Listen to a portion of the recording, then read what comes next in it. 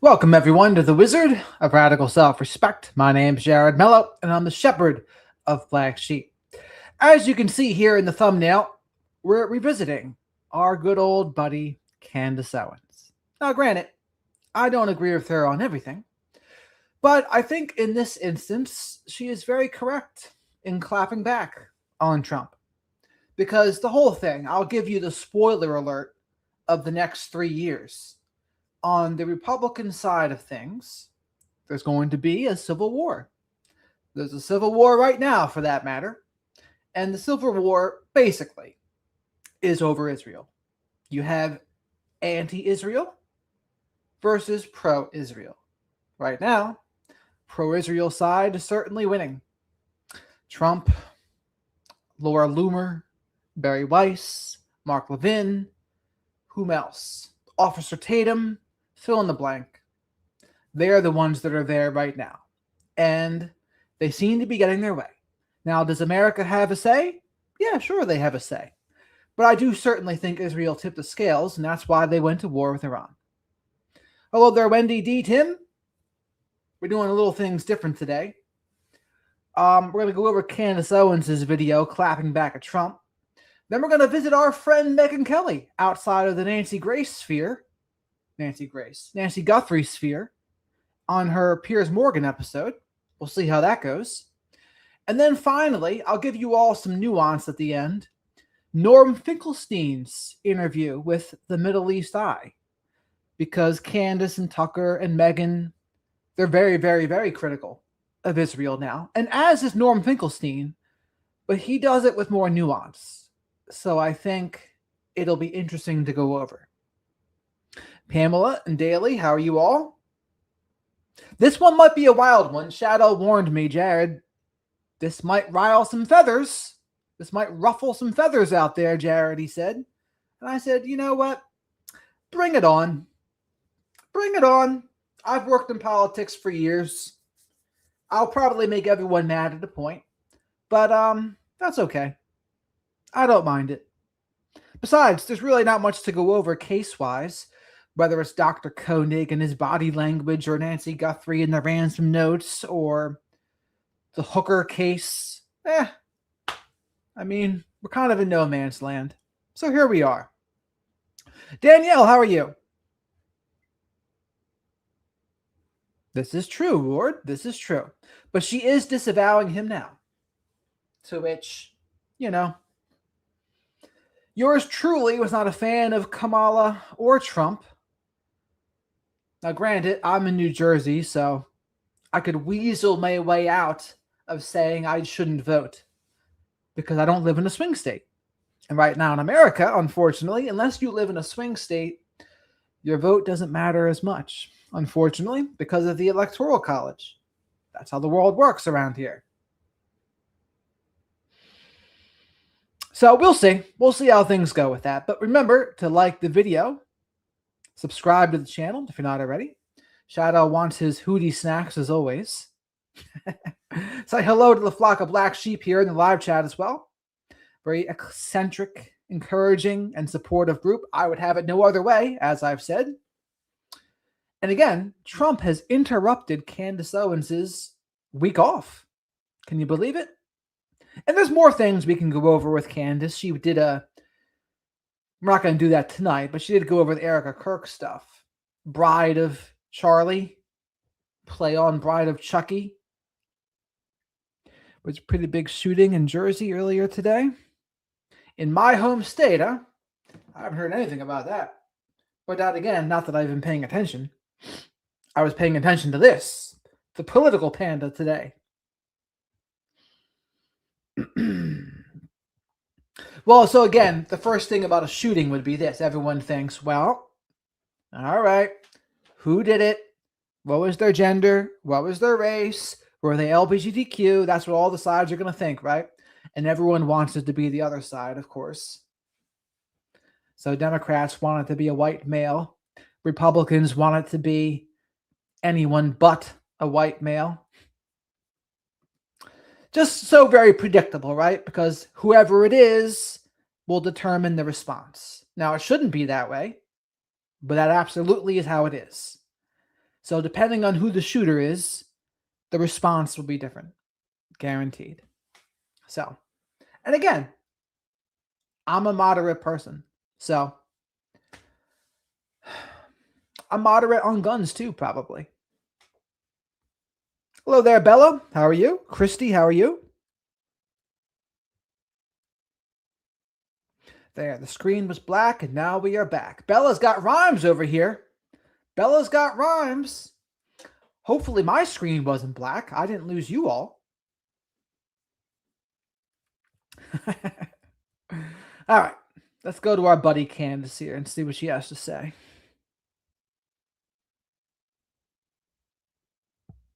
That would be ideal, Ward, but you and I both know, don't we?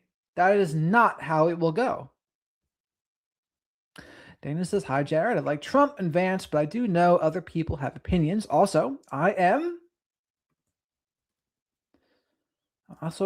flexible and not judgmental. Very good. Jared, I heard Bahama's woman's watch was found. Ah. I wonder how it fell off, huh? Interesting. Hello there, Autumn. How are you? No sign of her, though, Tama. All right. So let's hop right in here. There she is. Second most popular black woman in America behind Oprah? Or would you say Beyonce is number 2? Give me your top 3 black women. This week, but obviously I needed to come back because I wanted to address Mr. President Donald Trump. He is obviously arrived at a moment, and I just wanted to hopefully these words will get to him. So I'll just say that, dear Mr. President Trump. I've always been a fan of gladiator movies. I have watched them all countless times. Everybody who watches this podcast knows that. And when I consider what it is that I am so drawn to, like, is it the actors? Is it the storyline? And Mike, Shadow isn't really a fan of Erica or Candace either. He can sometimes agree with Candace and he can sometimes agree with Erica. But across the board, they are not Shadow's favorite people. Yeah, in part, of course, who could deny like the performance of Russell Crowe in the first film? But above all of that, the characters, the script, there sits this sort of incontrovertible truth that I am absolutely fascinated by, which is the fragility of empires, right? What is it ultimately that collapses an empire? What makes an emperor weak or an emperor strong? I think more to the heart of the matter, the question is, what is it that makes a king or an emperor feel threatened initially, right? The setup of every movie is always the same. You have the wealthy elites, the politicians perched. Hey there, April. How are you? And luckily, Candace is going to go over here what Trump said. That's important too. Above a coliseum, slaves fighting to their deaths beneath, all for their distinct entertainment, obviously. And then comes the inevitable narrative flip. Suddenly, the elites and their scribes and the senators, they perceive a threat. And when does that happen? That's actually not a rhetorical question, Mr. President. I know the answer. It is when a slave begins to command the crowd. Every single time, without fail. That's when the politicians begin to feel worried. And what is of particular interest to me about that moment is that the slaves, on their end, they never desire the seats of the politicians, right? They just want to have their most basic needs met. Well, here's the question that will tell me everything I need to know about where the flock of black sheep stands on this. So what are your thoughts on the war in Iran? Like, what are your thoughts? Do you think that it's a good thing that we did that? Are we just preventing them from getting a nuke? And they're the biggest state sponsor of terror, blah, blah, blah. And anything to stop them from getting a nuke is worth it. Is that what you think? Or do you think, no, Trump ran on no new wars, and I wanted him to follow through on no new wars? Honestly, that question alone right there will tell me everything I need to know about where people are on this thing. In most circumstances, they'd happily would serve some sort of structure of governance forever if their basic needs could be met, but it's proven to be a historical impossibility, right? Inevitably, we arrive at the moment of political extravagance, the fabled let them eat cake moment. They just can't stop, right? There can be absolutely no truth between a master and his slave for that reason. The nature of the relationship forbids it. And I think about this a lot now, very often, mostly in the context of our late mutual friend, Charlie Kirk. I think to myself, when was the exact moment that Charlie Kirk understood that he was not free, that he had money and that he had fame, but he did not actually have freedom? You know, between you and I, whoever it was that made the decision to kill him was correct in their assessment that he was indeed a threat, because Charlie Kirk could command a crowd. He was capable of that. So much so that he actually, if you think about it, he's been dead for 7 months and the crowd still moves on his behalf. That's incredible. That is real power, Mr. Trump. You should ask yourself, how did he achieve it? I would offer it's because he never sat above, perched, looking down at the slaves, right? Charlie understood how movements were built and were. Shadow doesn't do that either. He didn't sit down in his perch on slaves, as Candace would say. Crucially, how they were sustained. Someone actually said to me shortly after his death that Charlie was a maestro. He understood that every instrument was needed to command an orchestra. The strings, the woodwind, the brass, the percussion, all very different sounds, but he could hear them each brilliantly, each section. And at various times, he would conduct one sound above the other, more flute, less violin, more cello. Alex Jones, Tucker Carlson, Megyn Kelly, Candace Owens, different instruments, to be sure. But only a fool or someone under the express direction of one could have thought to hit send on what you published on Truth Social last night. And I think that we should read it together, Mr. President, shall we? Okay. But Junior, what you need to do is actually address points instead of just use ad hominems. That doesn't get you very far. You're not going to convert people by saying that. You won't convert anyone. You'll just get people that already agree with you to agree.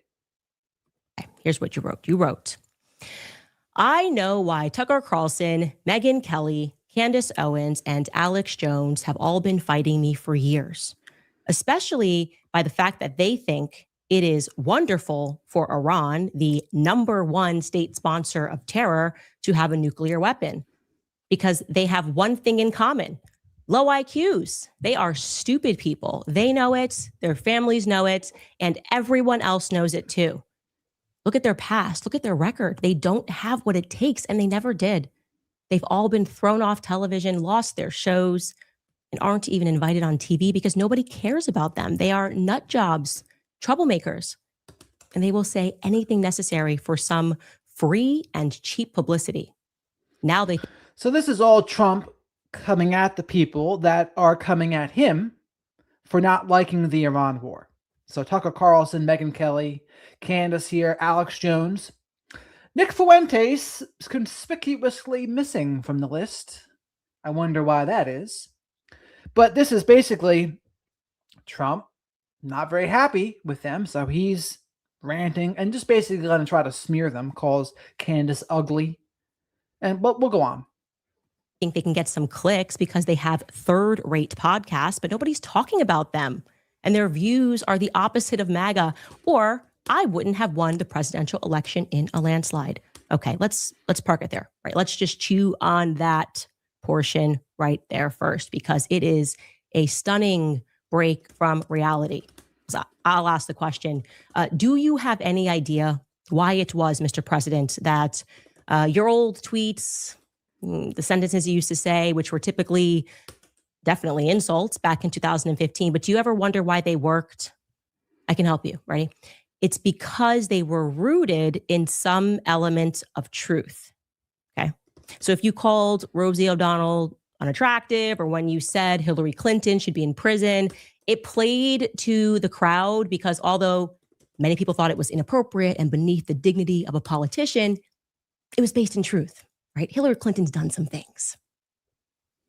Now, you can call Megyn Kelly a great many things. I have definitely had my political disagreements with her over the years. Low IQ? Really? Tucker Carlson, low IQ, me, low IQ? And I mean, this is what Trump does, though, right? Like, Trump doesn't necessarily address the points. He smears Lion Ted, crooked Hillary, all that kind of good stuff, right? But if you want to actually address it, he doesn't want to address it. He doesn't want to address what their actual problem is, so he'll do all this. The three of us unsuccessful somehow? When you write stuff like that, you just demonstrate nothing but your own irrationality. It just doesn't land. Nobody cares about them anymore. Really? You're the leader of the free world and you're tweeting about us. I think that means somebody cares. Actually, what nobody cares about anymore and what you seem to have an inability to comprehend is that traditional cable news no longer moves the needle. Cable TV is a dying medium. FDR, he used... This is true. Fox, MSNBC, CNN, they are certainly losing numbers. And who's gaining numbers? YouTubers, podcasters. One Joe Rogan episode probably gets more coverage than every show on Fox combined for the day, or MSNBC, CNN. That's the climate that we're in. So Joe Rogan, Theo Von, Tucker Carlson, Candace Owens, Nick Fuentes, all of them, they're racking up some views. Even Alex Jones still. The left doesn't really have that much of a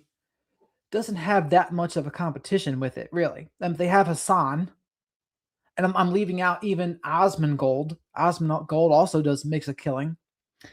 But they don't really have many people on the left doing the same things. They have people like Kyle Kalinske, Sam Cedar, Breaking Points.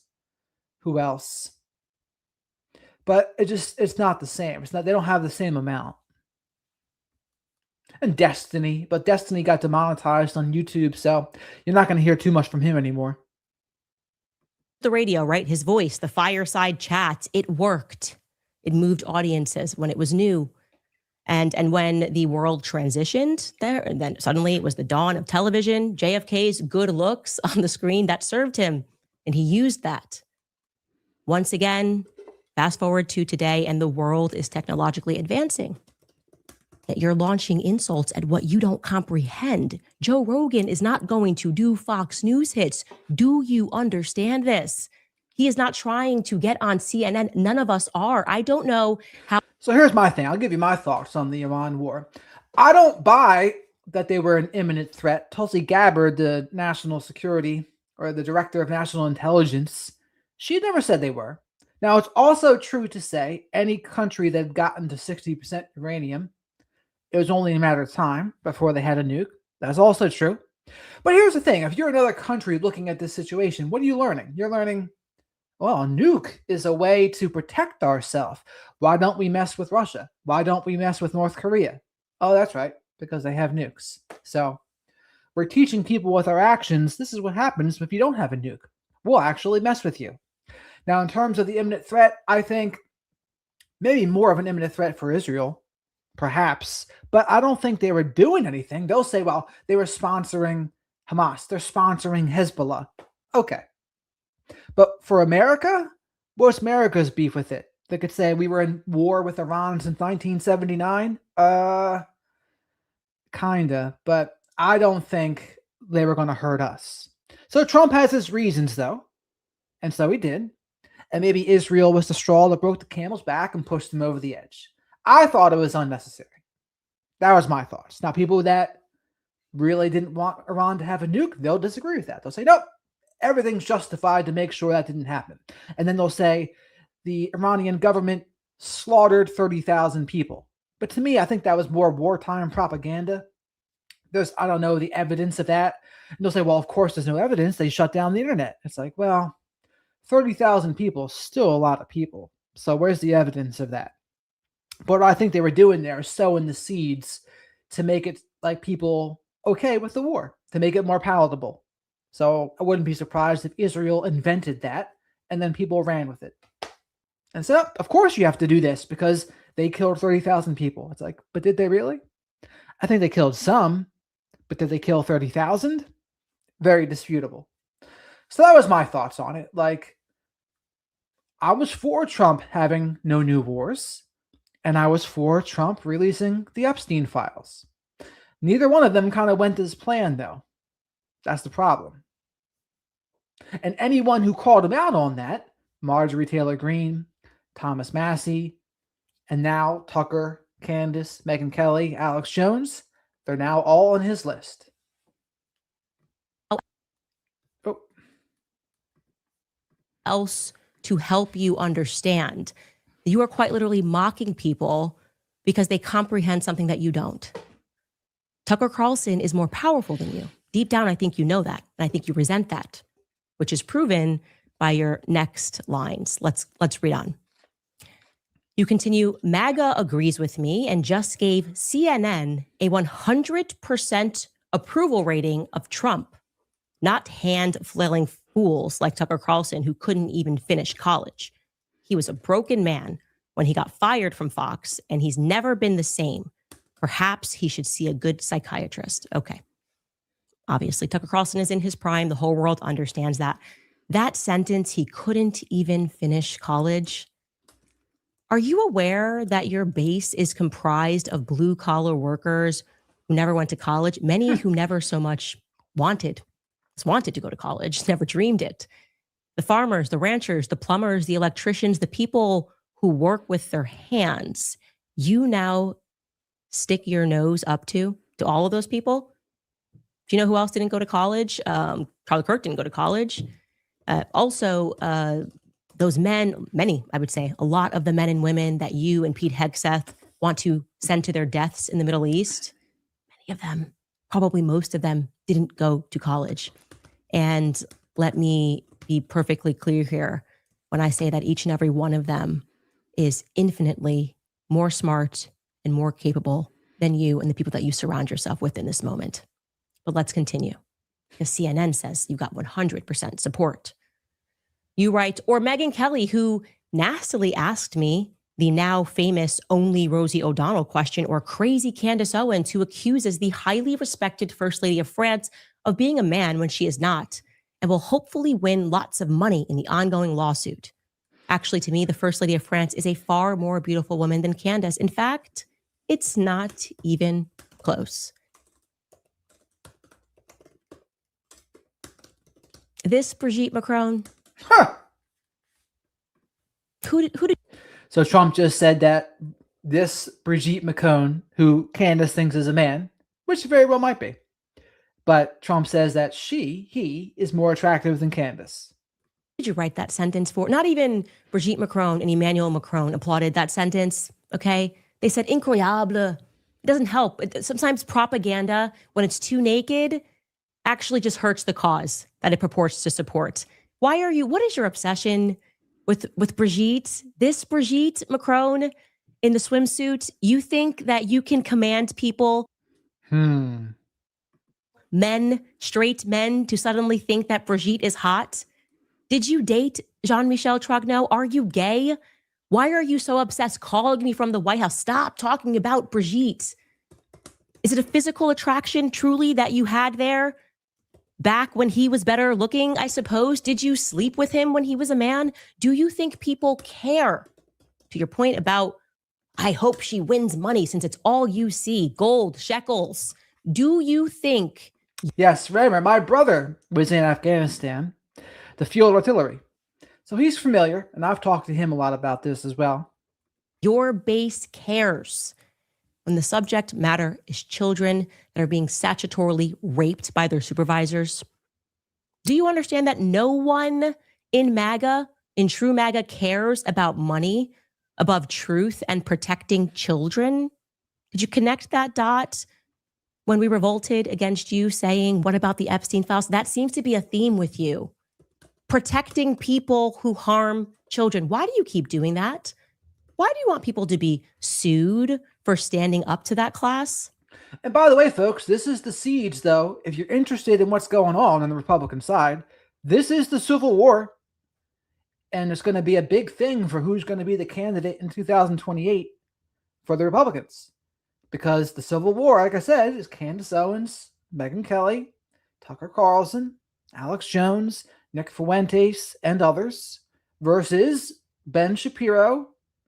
There's this new guy called the Moderate Case on Instagram. He's up and coming. I bet you're going to see him on these debate shows with Piers Morgan. But it's Ben Shapiro, Mark Levin, this guy, the Moderate Case, Dave Rubin, Officer Tatum, probably Steven Crowder. I'm not sure what side Andrew Wilson's going to be on. But this is the war.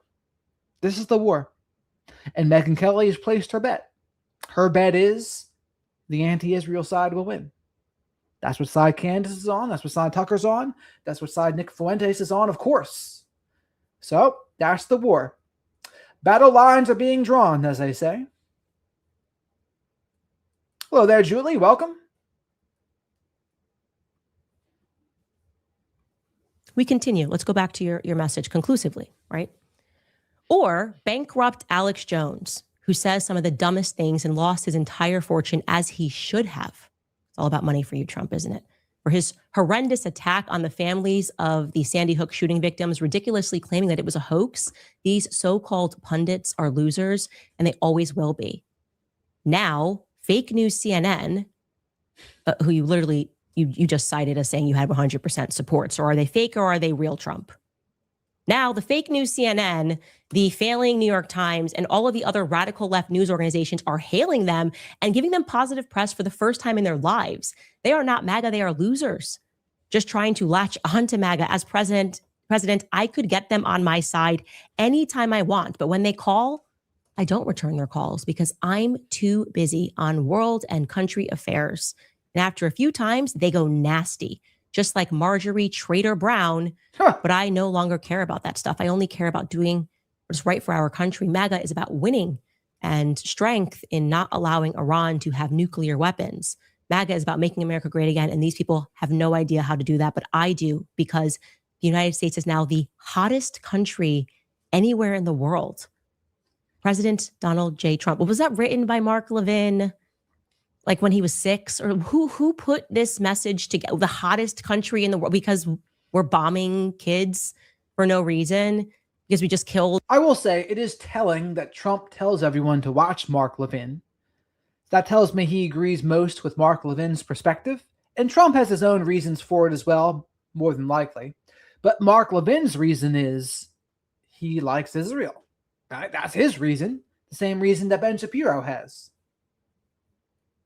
150 schoolgirls for no reason because you guys just lied about 6 of our servicemen who died.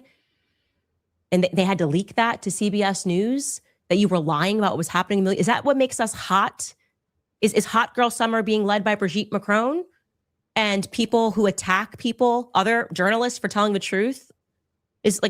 What's going on? Who put this message together for you and hit send? You're citing CNN, but you're also dissing CNN for having produced certain polls. I don't know. You just told us that we couldn't get on CNN, but now you're saying that we have good coverage on CNN. You're all over the place. It seems like you can't put together a coherent thought. No one says he can't, Junior. I'm saying what it is. That is what it is, though. That's his guy. Mark Levin is the king of pro-Israel. It is what it is. Let me tell you something, and this is just reality, okay? Going back to just the rules of the jungle. Okay, let all the politicians and advisors around you evaporate for just a moment. Just you and me, ready?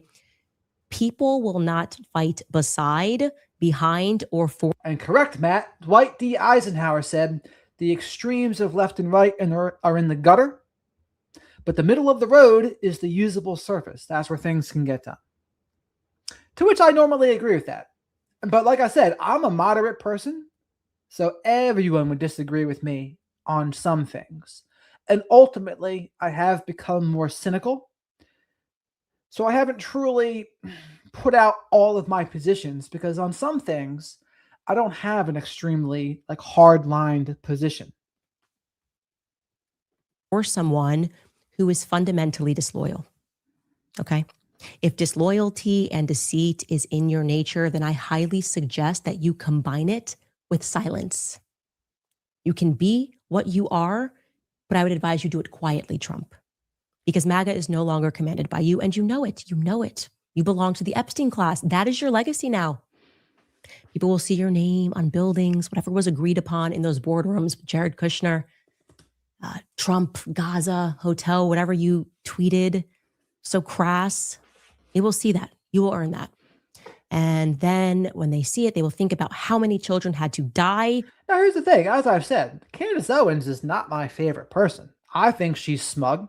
H.G. Tudor, who I've interviewed multiple times, he thinks this. He thinks Candace Owens is a narcissist. He thinks Erica Kirk is a narcissist. He thinks Trump is a narcissist. He thinks Obama is a narcissist. This is not me. This is H.G. Tudor. So, and I don't think he's wrong. I don't think he's wrong about those things. Or be raped by men on islands so that you could stick the Trump name upon a building. And for clarity, Mr. President, that's not my fault. That's not Megyn Kelly's fault. That's not Tucker Carlson's fault. You made that trade. You chose money. I think Mark Levin is really Machiavellian. That's really what he is. He has his interests, and he'll do whatever it takes to get his interests done. So he's probably some dark triad in there, but he has his priorities. He's written books like Liberty and Tyranny, I think is one of his books. He's written others, but his big thing now is he's just known for being one of the most pro-Israel people out there. But that's really just because that's the issue of the time. That's the issue right now. But that wasn't the case always. I mean, Nick Fuentes has said he used to listen to Mark Levin years ago, and he would love it because Mark Levin would rant and rave and call people morons and idiots, and he would love it. So that's who people like Nick Fuentes have learned from. Above respect. And what an absolute shame that you chose to do that toward the end of your life, okay? Because you can't take money and things and stuff with you when you go, just your soul. And you sold yours for what? Another gilded ballroom? Let me be perfectly clear when I say this. Charlie Kirk, he died free. You will most certainly die a slave, okay? You are in chains right now, and the entire world can see that perfectly. At best, what you can hope for in this moment is that maybe one day upon the college campuses that... And that was probably the biggest drop in the whole thing there. She said Charlie Kirk died free, but you, Trump, you're going to die a slave.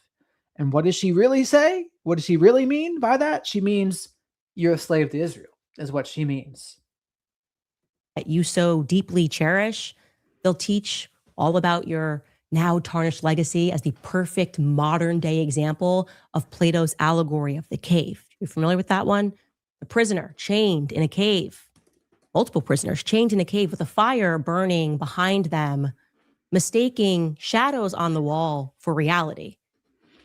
And when one of those prisoners escapes and makes it outside of the cave and into true daylight and sees, oh, wait, that's not reality, and they return and they try to tell the other prisoners, no, there's truth and there's actual reality outside.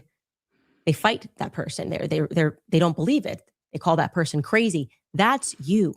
You are chained inside of a cave right now.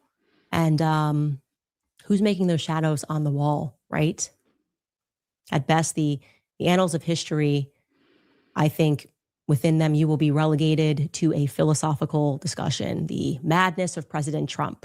People will ask who made... And here's the thing, though, folks. If people are principled, there will even be Democrats that agree with Tucker and Candace on some of this stuff, right?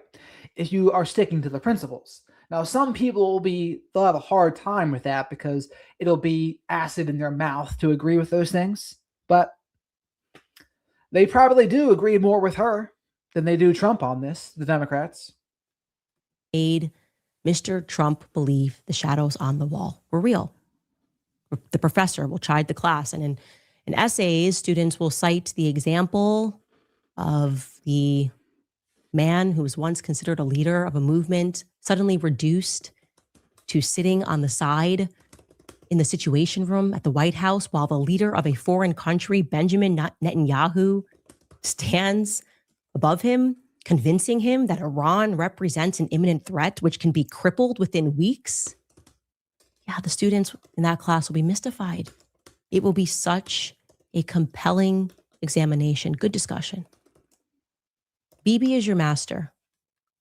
Maybe it's Miriam Adelson that lights the fire. Ha! Did you see that Lord of the Rings reference here? Where is it?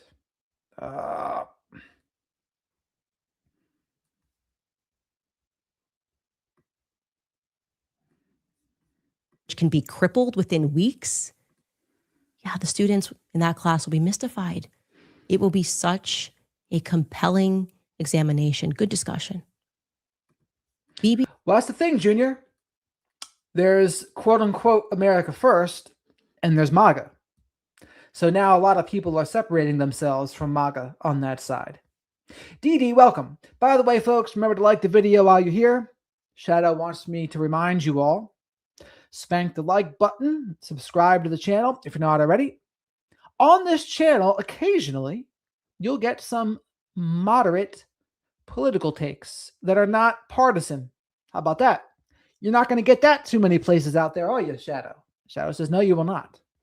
You will not get them because everyone else is beholden to their political audience, but not me.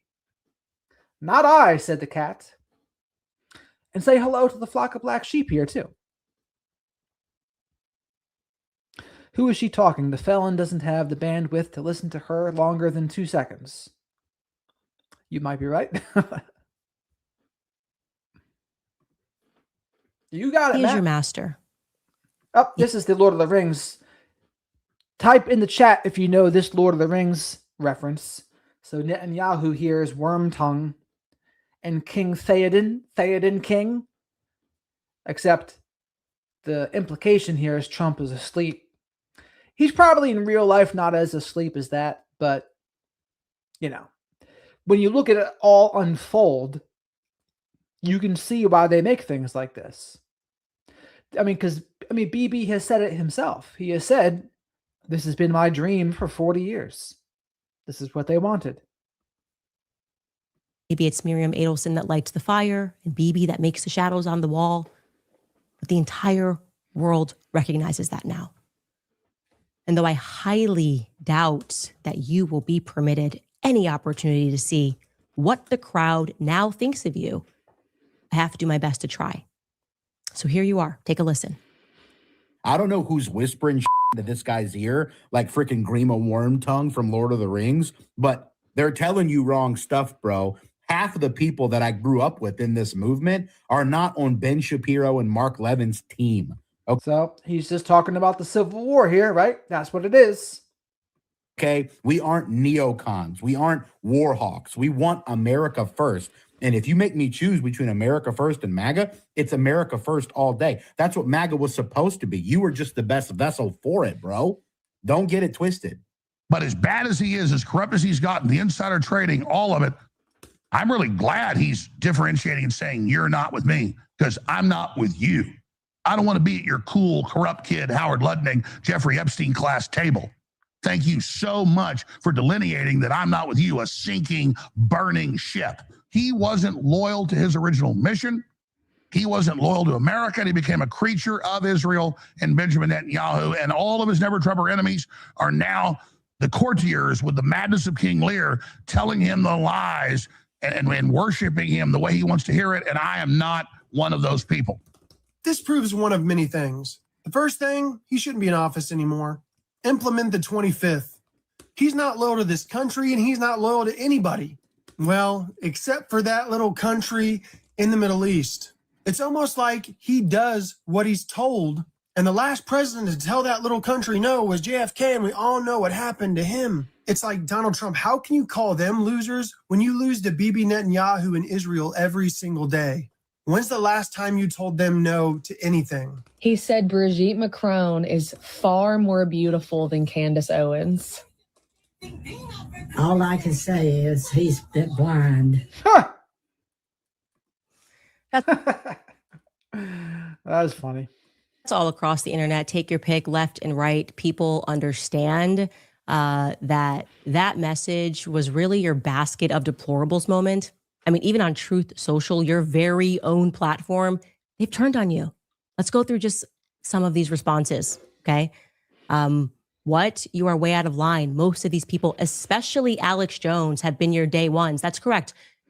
Just to remind you, Trump, when no one would have you on, when no media company would have you on, Alex Jones had you on his show.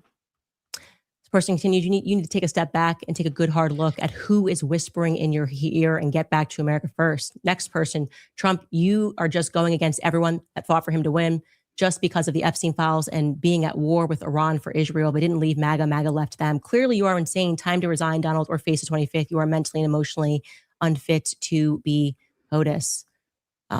You are so childish. Clearly, the truth has triggered you, being one of your biggest supporters. I am done with you and your lies.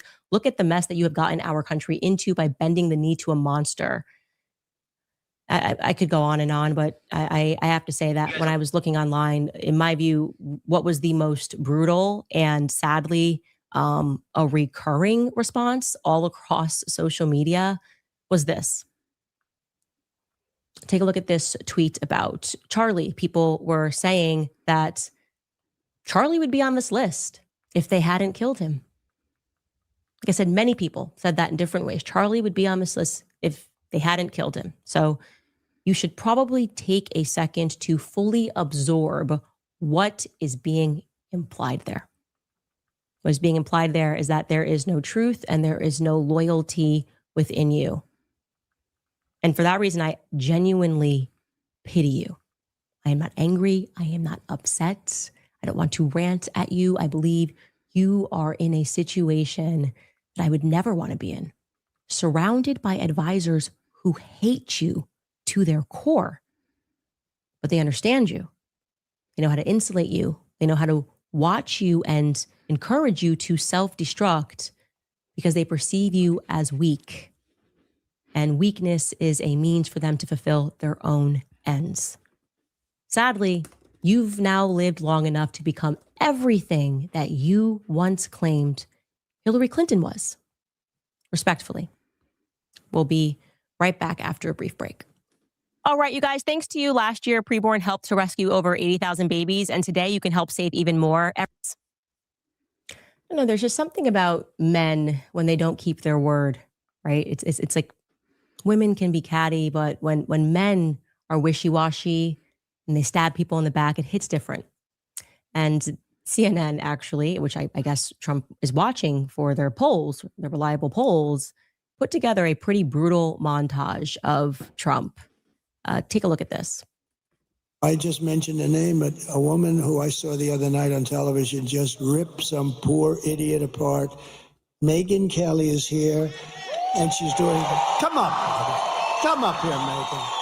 By the way, I'm having a great time up here. Are you having a good time? Okay.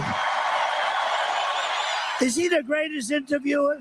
Candace Owens, I watched her and I saw her coming. I said, I'm pretty good at star power. I say, that's a star. I just want to finish by saying. So what does it show you? This is all true until you disagree with them and call them out. Then it's not true anymore. Your reputation's amazing. I will not let you down. You will be very, very impressed. So the obvious question is, what or who changed Donald Trump? But Junior, it is acceptable to agree with CNN if they're aligned with your principles. The problem is the people that refuse to agree with certain people or networks just because. That's like, if you're going to be principled, occasionally you might agree with people that you normally don't like. That's what being principled is about. Trump, right? How does one go from making friends with people, fighting beside people, promising, being very explicit in his guarantee, promising no new wars, right? No new wars in the Middle East. We're going to lower gas prices, to suddenly insider trading, right? That looks like that happened recently. Never ending wars. We're everywhere fighting all the time, and we're never being told. No one's articulating a reason as to why we're going down to Venezuela, why we're speaking about Greenland, and all of a sudden, oh, okay, here we are going to Iran, despite the fact that nobody wants to go. Not even the people in the armed services. They don't know. Everybody is saying there's no need to do this, and yet he does it, right? Who is guiding that? Megyn Kelly is asking the right questions on Piers Morgan. Take a listen. And so what led Trump, at 79 years old, to sit in there in that situation room when Bibi Netanyahu was seated as an equal? Yeah. Trump didn't even sit at the head of the table. Trump sat at the side of the table, and Bibi was across from him as an equal in the American Situation Room. What led him to sit there and buy what that guy was selling hook, line, and sinker when every other president was able to see through that liar? What was it? Because he was told the next day by our own top advisors, from the chairman of the Joint Chiefs to the Secretary of State to the vice president, that these are lies and that these objectives are not going to be attainable. Don't believe him. Well, Megyn, I think Tucker actually has the right idea. So he published this letter, and I'm going to read it. He writes, he's in a tough spot, referring to President Donald Trump. Establishment media never reports this, but the Israeli government has a storied history of blackmailing U.S. presidents. Perhaps the most jarring example occurred in the 90s when Israel used recordings of Bill Clinton, Monica Lewinsky, phone sex sessions as leverage to pressure Clinton into releasing convicted spy Jonathan Pollard from prison. We are not joking. That really happened. The phone sex story is worth... I don't know if that really happened or not, to be honest. It might have. Remembering as President Trump attempts to end the Iran war. Like many other things Israel has done, it shows that America's special ally is willing to play very dirty to achieve its goals. Dark money, campaign contributions, extortion, physical threats, and even assassination. In their anti-Christian worldview, the end always justifies the means. They have no issue destroying lives. Israel's current top priority is making sure Operation Epic Fury does not stop. They know the U.S. fighting their war for them is the best chance at expanding their borders and becoming a global superpower, and a peace deal would foil their plot. I think my issue with everyone in politics almost in this day and age is they all mix in lies with the truth / distortions / exaggerations. And you really got to be diligent to kind of pull them all apart because they all are trying to manipulate you too at the same time. And remember, lies of omission, one of the most effective ways to manipulate people too. Lies of omission being what is not said. Based on the country's past, its leaders are doubtlessly willing to push as hard and as necessary to ensure the bloodshed continues. That could mean Clinton-style blackmail against Trump or something far more morbid. We do not know for sure whether that is happening, but the mere possibility is haunting enough to keep the president up at night. He is under a level of pressure that most people cannot fathom, with rabid Israel firsters viciously harassing him anytime he dares to stray even slightly from their favorite country's agenda. Their shameless pursuit is steadfast enough to make even a man like Donald Trump go mad. They are as persistent as any group in history, no matter how well the White House has treated them in the past. They are never grateful. They always want more, and they refuse to give the president even an inch of breathing room. It is an unrelenting full-court press. We decided to write this after Trump published a Truth Social post attacking our company, Megyn Kelly, Candace Owens, and Alex Jones, each of whom supported him for years. Rather than engaging in petty name-calling, we want... And maybe Nick Fuentes is absent from the list only because he didn't even vote for him in 2024. Most people don't know that. But Nick Fuentes, he did call this. He said, you know what? Trump wins. He's going to go to war with Iran. And he was right. So he said, don't vote for him. That's what he said. Want to give the president some grace. He is facing a level of pressure that is dark enough to make him abandon his campaign promises and morph into the precise kind of politician he once vowed to destroy. He would not have let that happen unless his personal stakes were really high. We hope he overcomes. It's very kind of them. It is good to have grace. Like I said, I don't feel angry at him. You can't be angry because there was nothing that landed. There was no truth in what he posted. Ironically, being posted on Truth Social. Who's going to be upset about Brigitte Macron is hot? There's something that is so fundamentally childish about what he published. Everybody who disagrees with me is low IQ. People can see which way the wind is blowing on this. And I do want to comment and share something that I hadn't shared before. And I don't know if it means something, but it's something that has always lived inside of me, which was something that Charlie Kirk told me before he passed and something that Andrew Colbert confirmed to me. This is, again, when everybody was good. And obviously things are not the same between me and Andrew Colbert because I don't believe him. I just don't believe him. But before it was announced that Miriam Adelson gave Trump $100 million. This was, I think it was announced in July or just before July of 2024. And I was told by Charlie that he and Andrew Colvett were present for that meeting with Donald Trump. And the reason that Charlie told me the story, and again, I could go back and try to figure out when exactly the discussion happened. I want to say it was May. So I knew that money went through, and I knew what she wanted in exchange for $100 million. What Charlie and Andrew Colvett told me was that she said that she wanted in exchange for Trump to allow them to annex not Gaza, but the West Bank. I was stunned by this. I think it has since made the news. But of course, this is like a totally different pretense than October 7th. Hamas is not in the West Bank, and that is what she wanted in exchange. After she said this to Trump, Trump went, he was wherever Charlie was, Trump was adjusting his tie and looking in the mirror, and he said, I'm going to take her money and then I'll F her over. Okay. I am hearing this from Charlie, who was there first person, and Andrew, who confirmed this. Andrew was also there. That nobody else was there but Andrew and Charlie when Trump said this. A few weeks later, there was the Butler attempted assassination.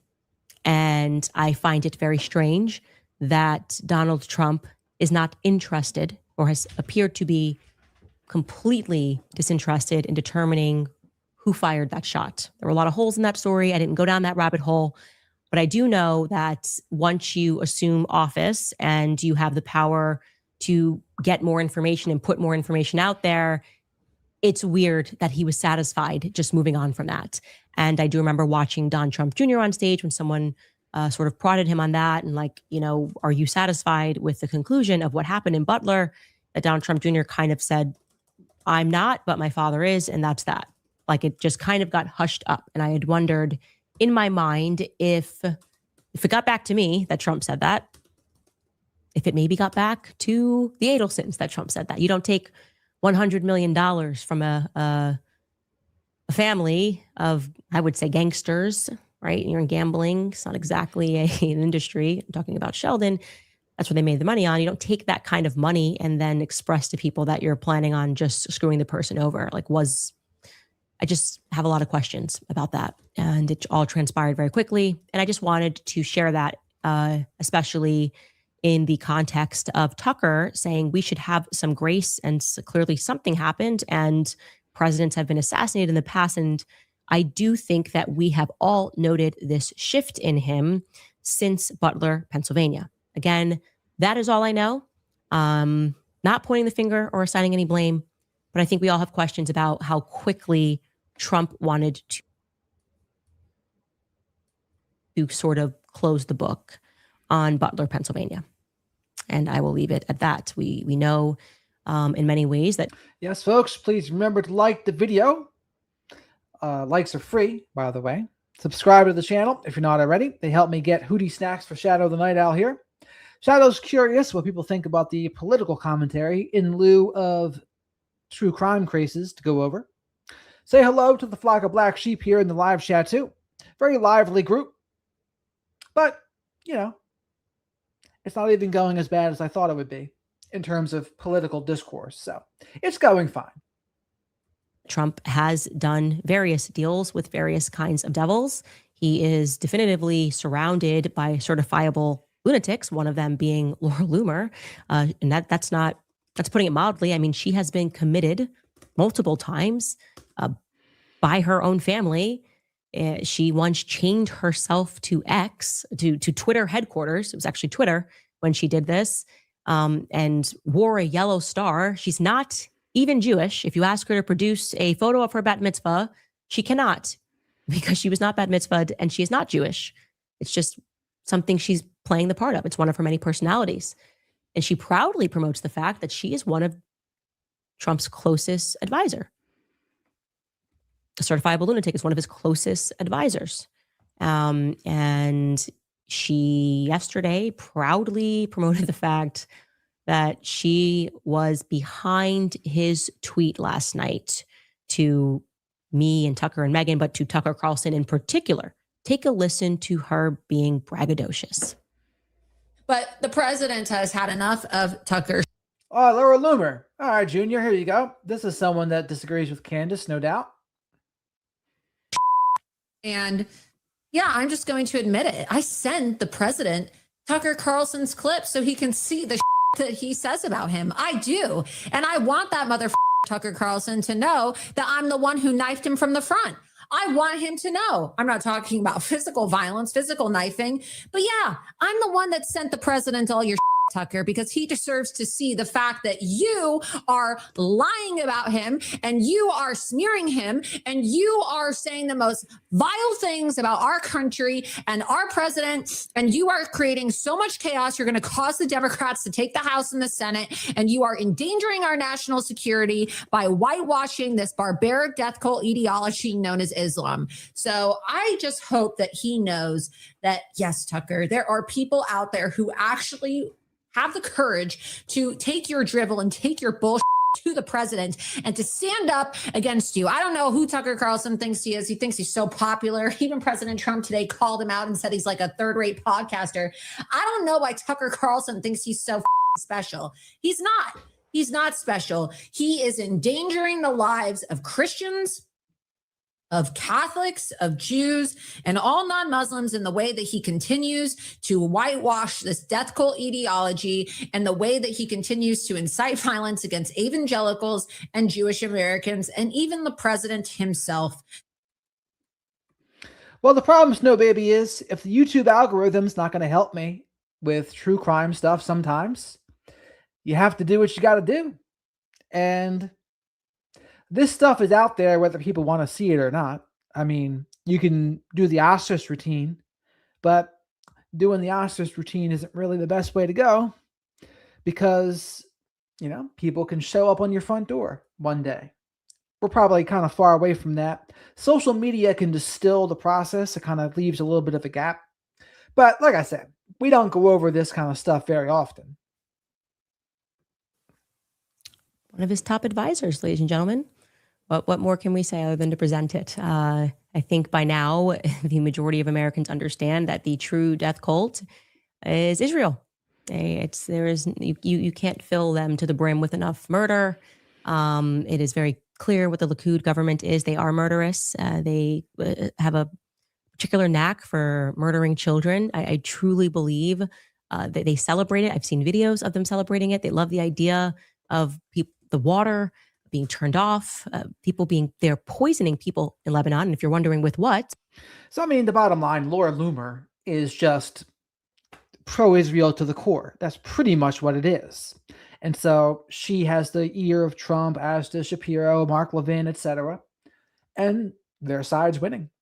And, you know, you can't understate it. Miriam Adelson gave Trump $100 million. She wants to give him even more if he runs for a third term. What do you think that money's getting her? It's getting her something. She's not doing it for nothing. Pay attention, Maha moms. Remember when the Monsanto thing? Oh, Trump went back on phosphorus and Monsanto. And for those who don't know, Miriam Adelson is the wife of a very powerful Israeli man that is no longer with us. But basically her things are, it's all about what's best for Israel. And she's the one giving Trump money. So it's foolish to neglect that. Monsanto, well, that was because Israel needed it to poison people in Lebanon. That's the reality of the circumstances that we live in. Everyone was betrayed. Trump, I don't even believe Trump today would get the support of Jewish Americans. The majorities were Jewish Americans. I got to tell you, my inbox is getting pretty filled to the brim of people who are Jewish Americans, rabbis even, who write me and say, you are right about Sabbatianism and Frankism, and the Likud party is not at all, it's not a reflection. We have been fighting this battle for decades to get Jewish Americans and Jewish people worldwide to recognize that there is a cult that is claiming to be Jewish and they are not, and that they are emerging. It's very clear who they are. The way that they respond to death is not natural. It is unnatural. The way they celebrate it, the way they crave it. It's never enough. They like the idea of people dying, being torn apart from their families. It is like they are sacrificing it to a demon, because they are. That's what a death cult is. They believe in sacrifices. And I will forever maintain that the first casualty of the Iranian war was Charlie Kirk. I believe he was sacrificed by this death cult. It's my opinion. And I am going to stick to that. And despite the many threats to sue, money isn't everything. In fact, it's almost nothing. It is nothing next to truth. I will say that there were a lot of things that when you just look at the people that are around him that are such maniacs that were very memeable. I think people were just saying. And here's the other thing, folks. Remember, with almost every political commentator, there's always ulterior motives. And only sometimes do they overlap with what is best for the country. Now, my favorite political commentator doesn't even really talk about politics much anymore. Sometimes he does on X, but Dan Carlin. He's the guy who did the Hardcore History podcast. But my favorite was his Common Sense podcast. And he was actually just a moderate person. But unfortunately, he stopped because he said he just can't operate in this climate of, I say one thing someone disagrees with, and they leave. You can't run a business that way. And so I understand his dilemma there. But he was my favorite. But the point is, a lot of people say things in the political realm for attention, for likes, for views and clips, and it gets them money. And those things that get them money isn't always, in fact, is usually not what's best for the country, right? It can sometimes overlap, but often it does not. It's one of the big problems, honestly. This is the end of MAGA. MAGA is dead. It had me feeling a little bit like Charlie Kirk. like Erica Kirk. MAGA is dead. It's over. Not to be morbid. What are the merch sales? Where are the merch sales? We need merch. MAGA is dead. It's over. We do have some great merch right now. That's up on the website. I'll show you guys some of that. And of course, the nut jobs. Well, the problem is, Dana, that the views were going down anyway with the Guthrie case. So, and when that happens, if nothing changes, nothing changes. And so sometimes you got to do something different. Do you owe back taxes, or maybe you have unfiled returns, or you filed every year, but you still keep owing? Maybe you retired /Owens. All right, getting into some of your comments from today's impromptu episode, I might add, this person writes, for the record, my husband says you're more beautiful than Brigitte Macron. He is also not into dudes. Yeah, I don't know. That's like it was a weird flex is what I would say. It was weird. Got to that point where I was like, this is getting weird. And I'm feeling uncomfortable. What is in those Epstein files? Because like I said, not even Brigitte Macron, the Élysée Palace was like, yes, that's a win. It's just too crazy. Just way out there. Like that's not something that you can sell to a crowd, an audience, or to an individual. There's no one, even his most ardent Zio bees that are out there. I can show you all. I have a Revenge of the Black Sheep shirt that I do have that, where it says Revenge of the Black Sheep with 3 claw marks that are bloody. That's one variety. There's others though. There could be a Shadow the Night Owl shirt. There can be other versions, Black Sheep Nation. There's all sorts of things and ideas I have. But I'll be also curious about viewers' ideas. Rooster said he's got an idea. So like skipping over that part because it's too patently ridiculous.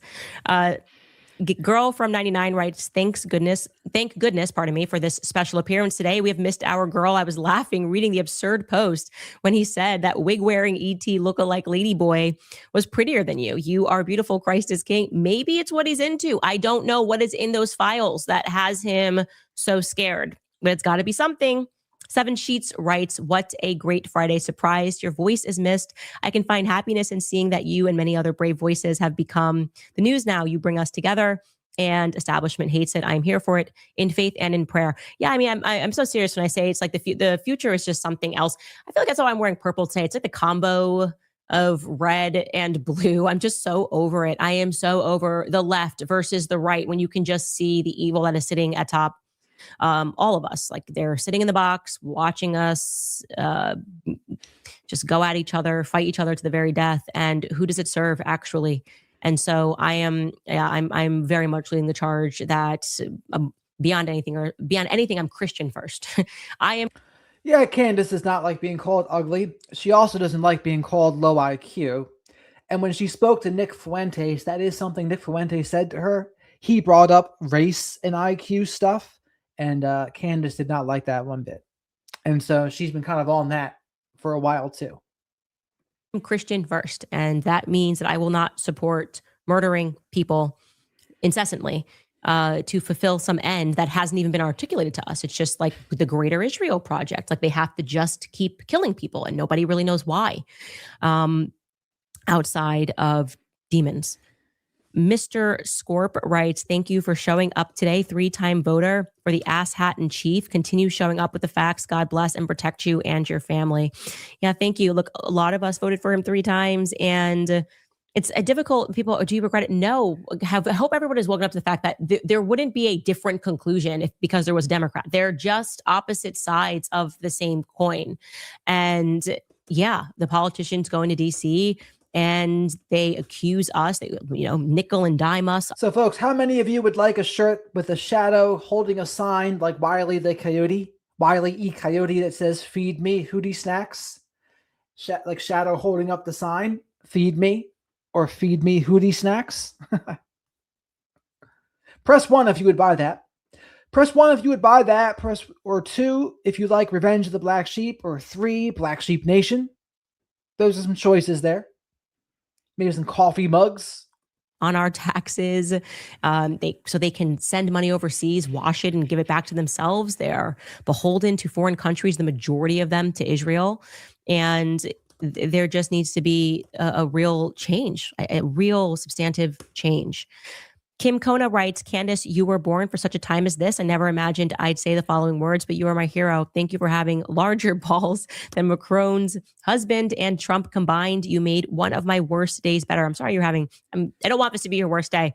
And I don't think that anyone should feel like mad at Trump, because that is such a worse condition to be in where he is at, right? Like you, I don't know, sort of made a deal with the devil because you wanted to be back into power, but actually you have no power, and everybody knows that. So we just get to watch you dwindle.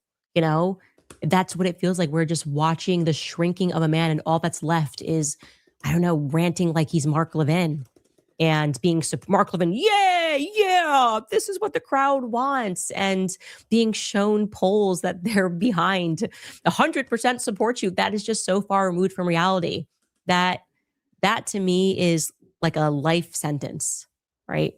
That's a prison of sorts. Sneeko, nice to have you here. He writes, Trump was Sleepy Joe all along. I don't even want to give him the excuse, though. I genuinely believe that Joe Biden had dementia, and at least he can say that, right? At least he can say that I had dementia. Trump shouldn't be handed that excuse. He didn't have dementia. He betrayed us, right? In his right mind, he betrayed us, and he did it for more money, for deals, for the opportunity to be in the White House again, whatever it was, he sold us out. And we just have to sort of sit with that and face that reality. Adriana, New Jersey writes, Trump checked to see if Candace was on a break before he posted that. LOL, so happy for this live. I've missed you. I do feel that this always happens when I'm on break. Like somebody will do something and call me out by name when I am on break, and I'm like, okay, this is too much. Okay, this is like I'm starting to notice a little bit of trend. If you guys keep playing, I'm never going to go on break. Okay, you don't want that. You guys do not want that. Brise writes, mad respect that you have stayed the course with Charlie. I struggle keeping up with everything that they throw at us. I think that's intentional, but that's just me. Absolutely, you are correct. It is intentional. They kind of want this cycle of ADHD. Nobody's able to hold on to a thought or a story. They want to get you to move on. Look over here strategy. And I'm like, nope, this one really matters. This man was betrayed. And I believe by the people closest to him, people that he helped to put into power. And we are seeing more and more of that. We've done incredible research this week, and the things that we are discovering, I think, just add weight to every observation that we've had. Every inkling and feeling that we have is now being converted into fact. So much that we could say, but obviously we'll save it for next week. Continuing that, you wrote, Keep being you, and thank you for all that you do. Go Max. Christ is King. Further to that point, reminding you, we really love these new Make America Christian Again hats because they look like they say MAGA, but they don't. And so, yeah, we have that new merch up on the website. And that is always the best way to support the show. It's just you can buy merch. And if you can't do that, that's okay.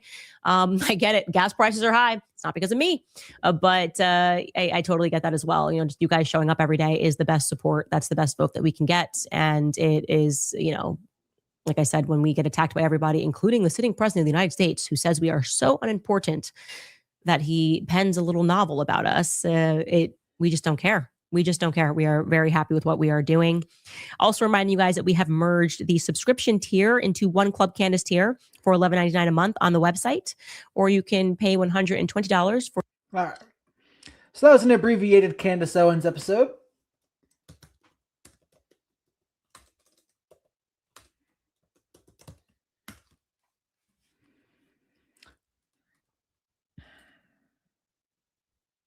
You can see what our old friend Megyn Kelly says on Piers Morgan. A workable basis for talks includes reparations.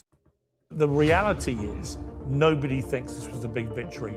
The Iranian people are arguably worse off than they were before, and it's all based on Bibi Netanyahu's special intelligence, which cost at least 15 American lives, the fracturing of the Trump coalition, probably at least the next 2 elections for Republicans. So great job.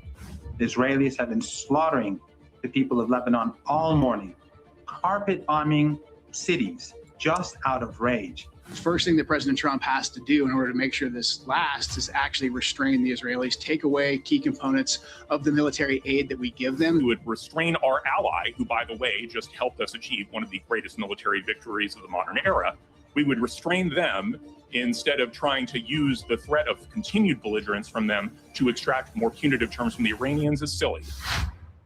The furore about President Trump's vow to end Iranian civilization was not about a fear he was about to do that or a hope that he would. It was about the foundational idea that the United States is a bulwark against exactly the kind of atrocities he foreshadowed. You can't hate on podcasters too much there, Junior. Dan Bongino was a podcaster, and then he got invited into a cabinet position. Not anymore. He stepped down, but that's what he was. If the U.S. is capable and willing to eradicate an entire population, how does it have the moral authority to be a global Yes, Shadow reminds me to remind you to like the video. Likes are free. Spank that like button. Subscribe to the channel if you're not already. Usually, I talk about true crime stuff. We talked a lot about current events and the Nancy Guthrie case, for example. But I also interview a lot of people in regards to psychology and narcissistic abuse. People like Dr. Peter Salerno, Dr. George Simon, Dr. Z, narcissistic psychopaths like H.G. Tudor. They're all in my library.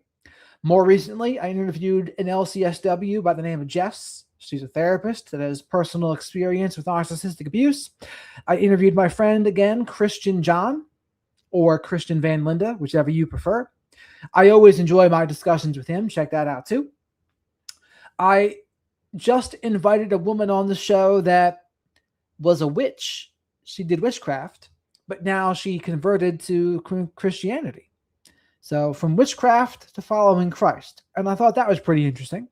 So I invited her on the show. We'll see if she agrees. And we'll see what else. But that's normally what we talk about around here. We've talked about, besides Nancy Guthrie, we did talk about the Corey Richens case. We talked a little bit about the Dr. Koenig case, who was just convicted of attempted manslaughter, not attempted murder, but attempted manslaughter. And we'll see what other true crime stuff pops up. We talked about the Brian Hooker case yesterday and the disappearance of Lynette Hooker. Ashley Banfield interviewed her daughter. Her daughter didn't seem too into it, but they did it anyway. But of right and wrong. But Donald Trump doesn't seem interested in that. Clearly, he sees the US as a muscular superpower which can throw its weight around to get what it wants. And to be clear, many people support him about that. So amid the shrieking noise and spin about the 11th hour ceasefire agreement, it's worth asking a simple question. Did the US get what it wants? Well, the Strait of Hormuz is open, just as it was before the war began. But nobody is in any doubt about the fact that Iran controls it. In fact, some versions of the text refer to guaranteeing Iran's dominance. The Iranian regime is wounded and weakened, but there's no doubt that it's the same regime. Several branches have been hacked off, but the trunk and the roots remain. Many of Iran's military targets have been destroyed, but Iran still has its uranium, its ballistic missiles, and its proxies across the region. The Iranian plan, which Trump now calls a workable basis for talks, includes reparations for the damage caused, the lifting of all. And honestly, Laura, I wasn't really a fan of how Ashley Manfield was talking to the daughter. I mean, she was just like grilling her, and it seemed kind of to be lacking some compassion, in my opinion. Sanctions and the release of Iranian funds seized by the United States. It's a multi-billion-dollar windfall. What does he think they'll do with it? And on the question of cost, the US has now spent more than $30 billion on the war so far. 15 US soldiers are dead. Thousands of Iranian civilians are dead. Trump's approval ratings are at a record low, and his base is at war with itself, all as the US prepares for elections, which could handicap or even end his presidency.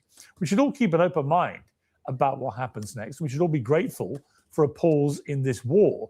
But if this is what a historic victory looks like, well, Mr. President, I wouldn't be so sure to claim that. First tonight, I'm joined by Megyn Kelly, host of the Megyn Kelly Show. Megyn, what's been the point of it all? You got to say the deal sounds very much like surrender on our part, which I'm in favor of. I mean, great. This needed to end. Ugly or any other way. It needed to end. It was folly to begin with. It was folly throughout. It remains folly. I'm sure Mark Levin and Lindsey Graham were feeling really, really good until the end part where we had to end it. And now they're very, very angry. Mark Levin was practically in tears on Fox News last night because we didn't see it through, I guess, with the nuclear bomb that we were going to drop on Iran. We didn't go in commando style and seize all the uranium. We allowed, according to the Israelis, according to the Iranians, that is, the war against Hezbollah to stop, which he wants seen through. He would love to see Lebanon completely bombed and to be made to look like Gaza. And there was really no point to going forward other than more death and destruction. The Iranians proved to be tough MFers, and they realized that they had something far more powerful than a nuclear bomb. They had control over the Strait of Hormuz. And Trump was warned prior to getting involved in this conflict by the chairman of the Joint Chiefs that they were not likely to collapse easily and that they probably would maintain control of the strait and could cause a global economic panic. And he didn't listen. What he did with the Dan Kane warnings was rush to Truth Social, Trump did, saying, all Dan Kane knows how to do is win. And if I tell him to invade, he's going to win. Well, that's not really what happened. There was never any question we could decimate their Navy or their Air Force. Of course, no one would ever second guess the power of the U.S. military. It's pristine and it's impeccable and it's truly awe-striking. But these battles in the Middle East have been fought now for 20 plus years, and we continue to learn the same lesson over and over. It is not their overwhelming air power or their incredible navies that keep us mired in quagmires. It's their insurgencies.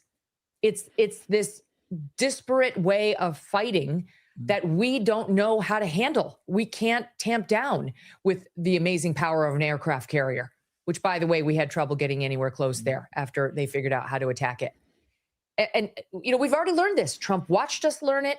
And so what led Trump, at 79 years old, to sit in there in that situation room when Bibi Netanyahu was seated as an equal? Yeah. Trump didn't even sit at the head of the table. Trump sat at the side of the table, and Bibi was across from him as an equal in the American Situation Room. What led him to sit there and buy what that guy was selling hook, line, and sinker when every other president was able to see through that liar? What was it? Because he was told the next day by our own top advisors, from the chairman of the Joint Chiefs to the Secretary of State to the vice president, that these are lies and that these objectives are not going to be attainable. Don't believe him. We might be able to wipe out the Ayatollah, not regime change, Ayatollah. And we might be able to decimate. Yeah, so they've wiped out the Ayatollah, but the regime is still very definitely in place. And as of now, the Strait of Hormuz, there's some ships that went through yesterday, but, Iran's still in control of that right now. So I'm not sure what we've gained from the whole thing so far. we don't even have any clear objectives. That's part of the problem. Israel has clear objectives, but America does not. Some portion of their missiles and their military. Okay, that's true. But the goals as stated by Trump when we actually did pull the trigger were all over the board. And to this moment, he's pushing the BS claim that we affected regime change. No, we didn't. It's the same regime, just different players. There isn't somebody more moderate in there at all. We have no reason to believe that. In fact, it looks like the Iranian Revolutionary Guard is in control now, which is far more radical. And the fatwa that had allegedly been issued by the Ayatollah on developing nukes is gone. Iran is more powerful economically. It controls the strait and now is demanding the lifting of all sanctions against it. And what Trump did with that 10-point plan was go from Monday saying, no, not good, to Tuesday saying, very workable, we can do it, as a means of saving face to bail off of his insane threats about annihilating an entire civilization. So I don't know how we got here, Piers. I'd like to know just as much as anybody else, but all I can think in my head, based on what I've read in the paper, is we got here thanks to Bibi Netanyahu. Well, I mean, Junior, if anything, America, we are the bullies of other places, right? We went into Venezuela, just took Maduro. What happened with that? Not much. I mean, maybe we're doing deals with their oil now, maybe, but that's really it. And then we go in here. Norm Finkelstein says that this is totally unprecedented and that Iran was actually justified in doing much more than they did against us. Which, again, most people don't listen to Norm, but there's overlap, right? There's overlap between Norm's thoughts and Candace Owens' thoughts, Megyn Kelly thoughts, Tucker Carlson's thoughts, and then other Democrats' thoughts. It's very interesting. Lindsey Graham and Mark Levin. And ultimately President Trump. That's not to take agency away from the president, who was bamboozled. I don't know why. He was too weak to say no. He was too gullible to see through the lies. One way or another, he allowed himself to be pushed into this insane conflict that caused, forget, the blood and treasure we spilled. As you point out, at least 15 service personnel, I believe, were being lied to about the total number of dead and wounded. But we don't know what the accurate death toll in Iran is. How many civilians in Iran died? How many died in our allies around Iran who now don't trust us? What penalty do we pay other than the cost and the 15 lives that we expended, which count for a lot? But we didn't take the brunt of Iran's response. Our allies did, with whom we did not consult prior to starting this war, who are very, very... But you know why the Iranians hate America, for that matter? Because we interfered in the 50s. We overthrew one of their leaders and we tried to install someone. It didn't work out too well. We interfered in their elections and government a lot. And it's one of the reasons why they don't like us. Angry, many of them, about what was done to them. What's going to happen to the trillions of dollars Trump was touting that they donated? They were offered to donate to the United States just to be nice guys and have great relations. You think they're going to spend that on us now? They're going to spend it on themselves. They've got to rebuild massive portions of their own countries thanks to the bombing campaign unleashed against them, because they were within reach, by Iran, who couldn't reach us. So we've upset our allies. We've pleased Israel, although now they're upset that there's a ceasefire. We've upset the American base. The Trump coalition that got him elected is completely fractured and in smithereens. And he doesn't care, Piers, because he doesn't care about the Republican Party. He cares about himself. If Trump had to get reelected, he probably would have handled this a little differently. But he doesn't care that the Republicans are going to lose the midterms. I think he thought that was a foregone conclusion. And I don't think he cares that J.D. Vance or Marco Rubio wins the presidency next time around. I think there's a piece of Trump that would like to say, I'm the only one who could do it. The Republican Party's nothing without me. And the rest of us are going to be around to pick up the pieces. I mean, a fascinating assessment. I mean, I remember early on you picking up, as I did, on what Rubio had said about the reason why America went in.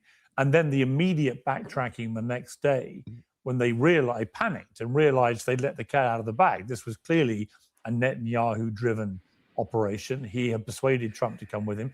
Then we had Antony Blinken saying, well, actually, he tried to do this when Biden was president, when Obama was president, and both times those two guys said, no, we're not going to come with you. And then he didn't attack. So he clearly got third time lucky with an American president that would come with him. But I remember early on, you and I and others who dared to suggest that we take Rubio at his word, that actually this was all at Israel's behest. Once again, we were anti-Semitic if we said that.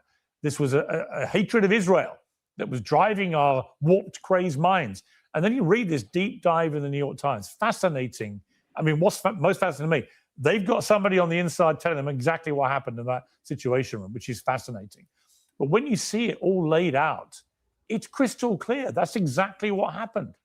That Netanyahu got in that situation room at the White House, like you say, unprecedented. The way he had the guy from Mossad on the big screen, he had him there with it was like two equal partners. And he persuaded Trump in that room to go in. And I think Trump will regret this. Well, you're right. He may not care. He may want to just say, moving on, it's a big victory, blah, blah, blah. But the reality is nobody thinks this was a big victory for the United States. Nobody can see anything but actually a bit of a humiliation, not militarily, because America can beat anyone when it comes to a military punch-up. But what Iran has now discovered is that as long as it can control the Strait of Hormuz, it can control the global economy, and therefore it can, if it has enough patience, play out the long game with. And this is something that if they would have done their due diligence, they would have known this. I'm pretty sure Israel did know this, but I don't know if Trump even paid attention to the consequences of doing this and knowing that the Strait of Hormuz could even be weaponized like this. But here's the thing. Israel knows that they have a timeline now. As long as Trump's in office, they can try to get away with more. They don't know what's going to happen after. They don't know who's going to be elected in 2028. So knowing that they don't know, they don't want to take a chance. And so they want to do everything they can now. That means Iran. That means, as we've seen with Lebanon, and that means maybe even Turkey. That's next on their list, by the way. Now, are any of those things of the interest of America? I don't think so. But that's what's going to happen. That's what Israel's trying to do. President of the United States, who will have to cave, because ultimately it's going to cause him so much economic and political damage, he has no choice. That's what's happened here. Trump hasn't brought this to an end out of some great desire for peace. He's brought it to an end because he could see that the economic and political damage was getting worse by the day. Because the Iranians wouldn't fold. They realized what the pressure point was and that it was working. And they watched Trump's poll numbers spiral downward in every piece of the coalition that elected him. And they realized that their ability to just withstand the beating was working, was getting them to where they needed to get. Because look, there was never majority support behind this war. There wasn't some groundswell of support behind this war, right? There was a Republican-based support for the war, but the Democrats didn't support it. The independents didn't support it. And very soon into the war, the Republicans stopped supporting it too. MAGA supported it. As MAGA dwindled, by the way, it was already only about 15% of the population. It's getting smaller by the day.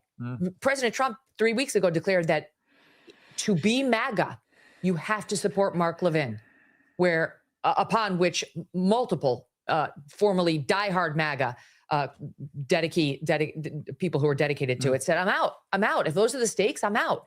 Why would I support that warmonger who's frothing at the mouth over the idea of lives being cost in Iran, civilian or otherwise?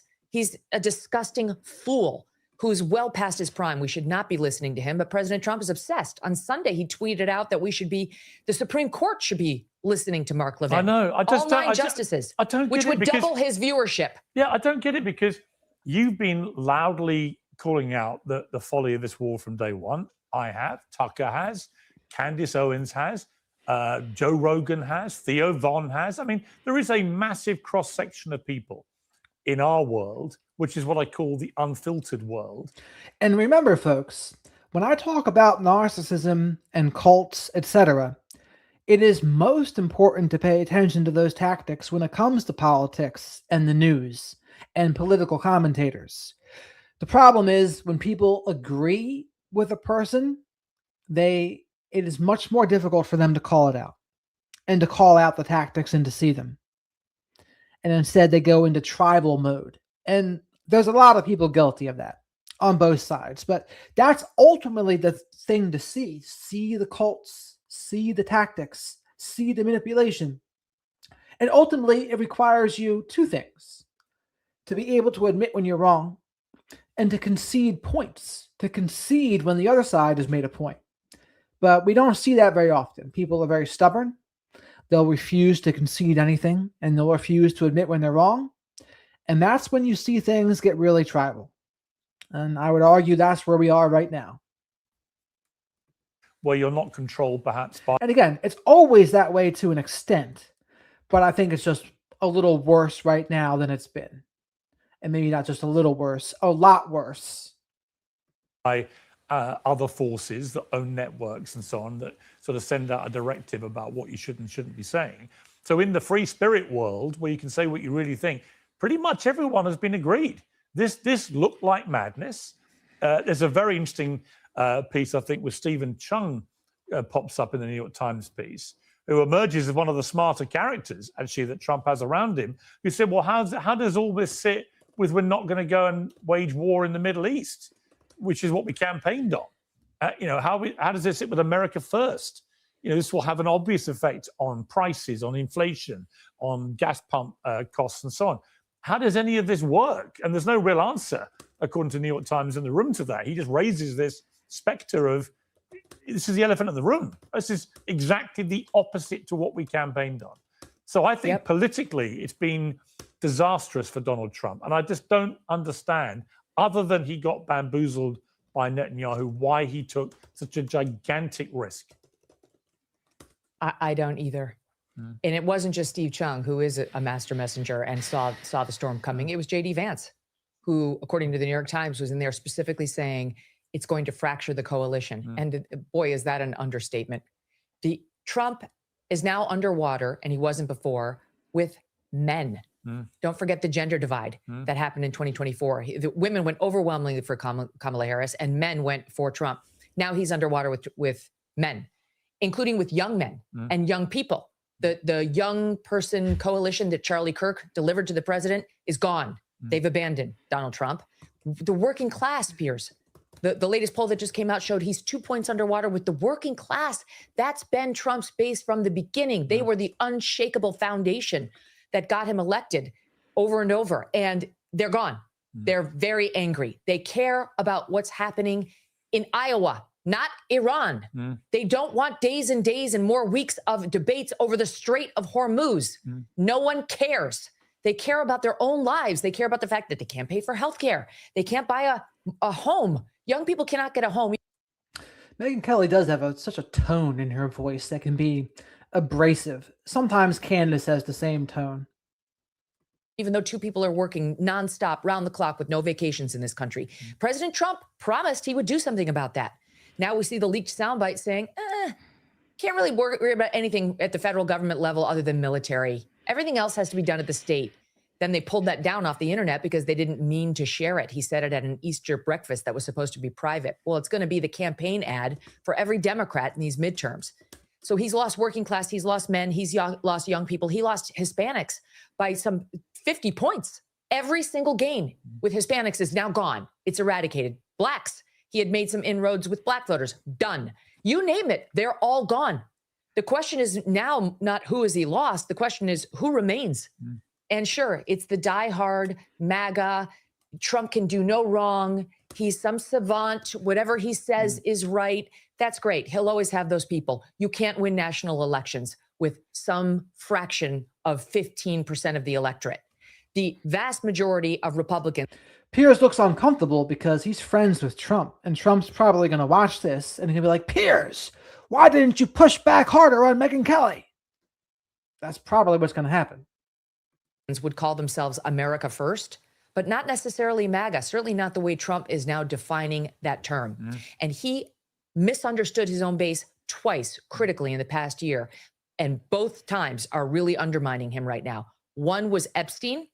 thinking he could just say, Epstein, who still cares about that? No one's talking about Epstein. He misread the base, which very much cared about Epstein, not so much because they care about Jeffrey Epstein, but they care about elites being able to get away with murder and protect each other when the common man cannot. And the unwillingness to turn over stones that the base had been demanding be turned over so we could figure out, is there some sort of child predator sex ring? Is there an elite cabal working to hurt people that gets protected because they have money and we don't? And Trump could not get rid of that with a shrug of a shoulder. And ultimately it resulted in legislation he had to pretend he favored that was crammed down his throat and he had to sign, though it had enough loopholes in it to drive a Mack truck through. But in any event, it was a step forward on Epstein that he didn't want to make and was forced to. And this is the second one. And this is a much, much bigger and more serious betrayal of what he ran on and of what was important to his base, which does include the America Firsters and not just MAGA. Or as Marjorie Taylor Greene has been saying, at this point, she's not America First, she's America only. And I think a lot of us are getting to that point. We are sick of being the policemen of the world, of being dragged into conflict after conflict by Bibi Netanyahu, by Israel, who's supposed to be our special ally. But in what they're special at is getting us to fight their wars and get involved in their conflicts that they can't fight by themselves. That's what Dan Kane said to President Trump the day after Netanyahu came for the 7th time and was sitting in that situation room like an equal. He said that they're great on intelligence. That's supposed to be the area in which they're so special to us. They share their intelligence. They're great on it. But that intelligence doesn't always seem to pan out. Like the regime will fall easily. The Iranian people will revolt in the streets and take over. With how? They don't have guns. Bombs would be raining down. Wasn't this thought through? There isn't regime change. The Iranian people are arguably worse off than they were before. And it's all based on Bibi Netanyahu's special intelligence, which cost at least 15 American lives, the fracturing of the Trump coalition, probably at least the next 2 elections for Republicans, not to mention the amount of lives and blood and treasure that was spilled in the Middle East. So great job. Megyn, got to leave it there. Wish I could talk to you for another hour because it's blistering stuff, but you're so right. You said at the start, one word, folly. What a folly it's been. And I think the repercussions are going to be enormous. Thank you very much indeed for joining me. All right. So please remember to like the video. Likes are free. Spank the like button or leave your DNA of choice in the like button. Subscribe to the channel if you're not already. Say hello to the flock of black sheep here in the live chat.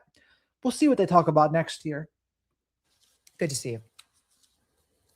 Just about everybody on all sides of the Iran war debate is taking a victory lap today. Everybody was right, it seems, and everybody has won.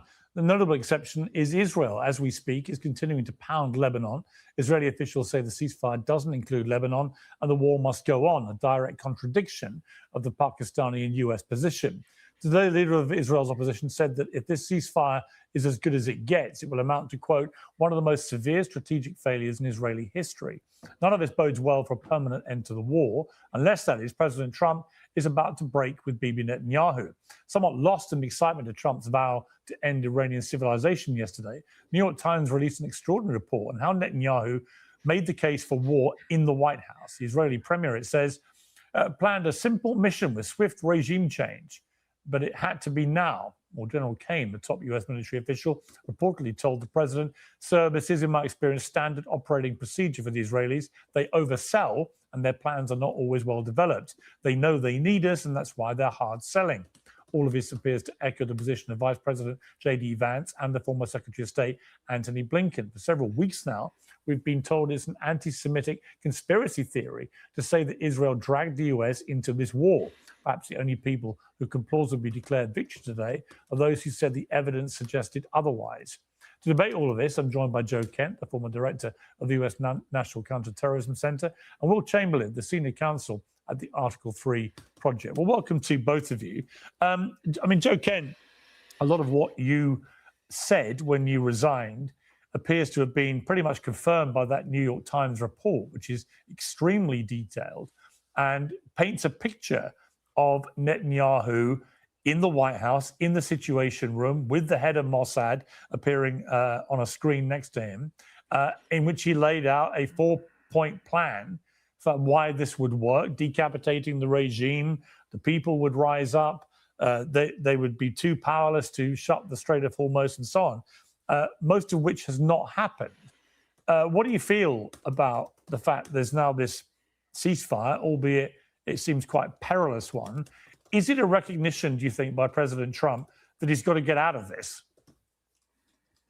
Well, I think it's a good thing that President Trump took the opportunity to enact a ceasefire and to get both sides to the negotiating table. I think what's key, though, is that President Trump has to realize in order to accomplish our strategic goal, which is ending this conflict, reopening the Straits of Hormuz, and maintaining the alliances that we have in the Gulf, he is. So anyone who wants to know, Kristi Noem's husband was caught texting a leftist dominatrix saying like, oh yes, I like you so much better than my wife. And the dominatrix was like, of course, because your wife's terrible. And Kristi's husband was like, yes, isn't she terrible? She really is terrible. This is a true story, by the way. Got to restrain the Israelis. The Israelis have a different strategic goal than we do. They want to take down the entire regime. They don't care how long it takes. They don't care how much we have to commit in terms of blood and treasure. So the Israelis and us have parted ways in terms of strategic objectives. We have to be honest with ourselves. It sounds like, considering the fact that someone shared that. I'm pretty sure the guy to the right of Pierce will be pro-Israel. Shared the origins of this war with the New York Times, that is recognized now by this administration. So the first thing that President Trump has to do in order to make sure this lasts is actually restrain the Israelis, take away key components of the military aid that we give them so that they lack the capability to go on the offense and to spoil this ceasefire. Will Chamberlain, your response to that? I mean, I think that's a completely incoherent idea, not merely wrong, but just incoherent. First off, it presupposes we have the ability to take away their offensive capabilities. Newsflash, they already have them. We can't just seize them. Are we going to invade Israel and take their planes? We can't. They have the F-35. They have these capabilities. Remember, they launched the 12-day war on their own. So, I mean, no, but even America, the debate but on that itself point, Will, on that point, the Americans could withdraw their funding. Sure, but the billions of dollars that go to the Israelis, which they use to fund their own military, that could just be withdrawn. So America isn't powerless. It can exercise that power. Right, but the offensive capabilities they would need to strike Iran, they already have. They're the second biggest air force in the world today. Even if we said we're not going to give you $4 billion a year going forward, that wouldn't stop anything. And then the second point is that this is an unbelievably silly approach to foreign policy because we haven't hammered out final terms with the Iranians yet. We're still in the middle of negotiations. The idea that we would restrain our ally, who, by the way, just helped us achieve one of the greatest military victories of the modern era, we would restrain them instead of trying to use the threat of continued belligerence from them to extract more punitive terms from the Iranians is silly. It's just completely antithetical to how things should work. And the idea that we need to be worried about our Gulf neighbors who would be upset if we didn't restrain the Israelis is also absurd because our Gulf neighbors are on our side. And this war has not only solidified our position militarily, it solidified it diplomatically because all those countries are furious with the Iranians and are on our side and want to strengthen cooperation with both us and Israel. But what is clear from that New York Times report, it seems to be incredibly well sourced. So somebody's been talking who was in that room. What is clear from that is that the Israelis, maybe this was an honest mistake on their part, a misreading of the situation, but they certainly appear to be of the belief, if you took out the Ayatollah and some of the top people with him, that this would then lead to an uprising by the people, and that amid all this chaos, there would be no ability to close the Strait of Hormuz. Well, none of that has really happened. Yes, they got rid of the Ayatollah, but he's just been replaced by other similarly minded people. And then there's been no uprising by the Iranian people whatsoever. And of course, the Strait of Hormuz has been held in a kind of stranglehold by the Iranians in a very powerful way. It has to be conceded, which has caused enormous damage to the global economy. They've basically controlled that strait now for 4 or 5 weeks, and it's caused hell. And none of that appears to have been predicted by the Israelis in their sales pitch to Trump to join them on this war. Well, so I think you're overstating a number of things there. First off, I mean, the Iranian Navy is gone, right? They're controlling the strait by threatening to shoot at people, but they don't have any naval forces meaningfully in the area. And the idea, remember, they were thinking that card, which is their only trump card, that's the maximum. But it's a very powerful card. And it's one that the Israelis did not think they had the power Right. According to the New York Israelis Times might have made a report- slight misjudgment on that effect. It's war. I think the That's a Iranians made a much massive bigger misjudgment, though, isn't misjudgment it? overall when you talk about the complete destruction of their military capability. Right, but if you take away the Strait of Hormuz issue, then you've got overwhelming military dominance by the Americans and Israelis. Yes, the Iranians would have still attacked the neighboring Gulf states, but that would be a military conflict part of it. The fact that the Strait of Hormuz has been shut pretty much for 5 weeks, that has been an asymmetric war, which, with the best will in the world, has been wielded very successfully by the Iranians. For whatever I don't reason. think so at all. I think that's actually been wielded quite poorly. And prior 2 weeks to ago, this- let me this finish my war- point, Joe, and then you can speak. 2 weeks ago, the Iranians were saying, we're not going to give up the Strait of Hormuz unless we get a permanent peace deal, a permanent commitment to non-aggression and reparations. What are they trading it for as of yesterday? 2-week ceasefire, no promises. They can't even extract a commitment from the Israelis to stop fighting Hezbollah. That's how badly they're beaten. Okay. It's interesting he's phrasing that as that's how badly they are beaten, when at the end of the day, Iran still has the Strait of Hormuz. That's like the biggest piece of leverage there is in this whole thing. So it's interesting the framing that they give this stuff. In fact, you could frame it also as Israel is sabotaging the peace by continuing to attack Hezbollah. Well, Joe, he called you silly and incompetent, I think, earlier. So this is your chance to respond. So prior to this war, the Straits of Hormuz were transited by anybody trading oil for free. Post-war, the Iranians are going to be able to extract a fee. That's one of their negotiating chips they have now. No, they won't. Prior to the war, the Ayatollah that we killed was actually at the negotiating table with us. The reason why none of this was taken into account is because the Israelis didn't really care about what would happen to the Straits of Hormuz. They didn't care what would happen to our Gulf allies. Our Gulf allies right now still technically are with us, but the fact that we were unable to provide them with security guarantees lowers our status in the region, potentially could threaten the petrodollar in the region. And so right now we're in a weaker position because we listened to a foreign government that had a different strategic goal in mind than we did. So it's great that we got the ceasefire. We need to maintain that ceasefire, and we have to actually withhold things from the Israelis, which we can do. The Israelis do have a modern air force, but they rely on us for a lot of the logistics, the refueling, in order to be able to reach into Iran. So we very much are in the driver's seat of what we. Well, that's not true, Joe. That's just obviously and false because we didn't help them with. No, it's refueling in the 100% 12-day true. They war. can't That's reach false. into. They cannot reach into Israel. I've actually been in the military, man. I've been part of these operations. Then explain how they can't did the reach- 12-day war without refueling.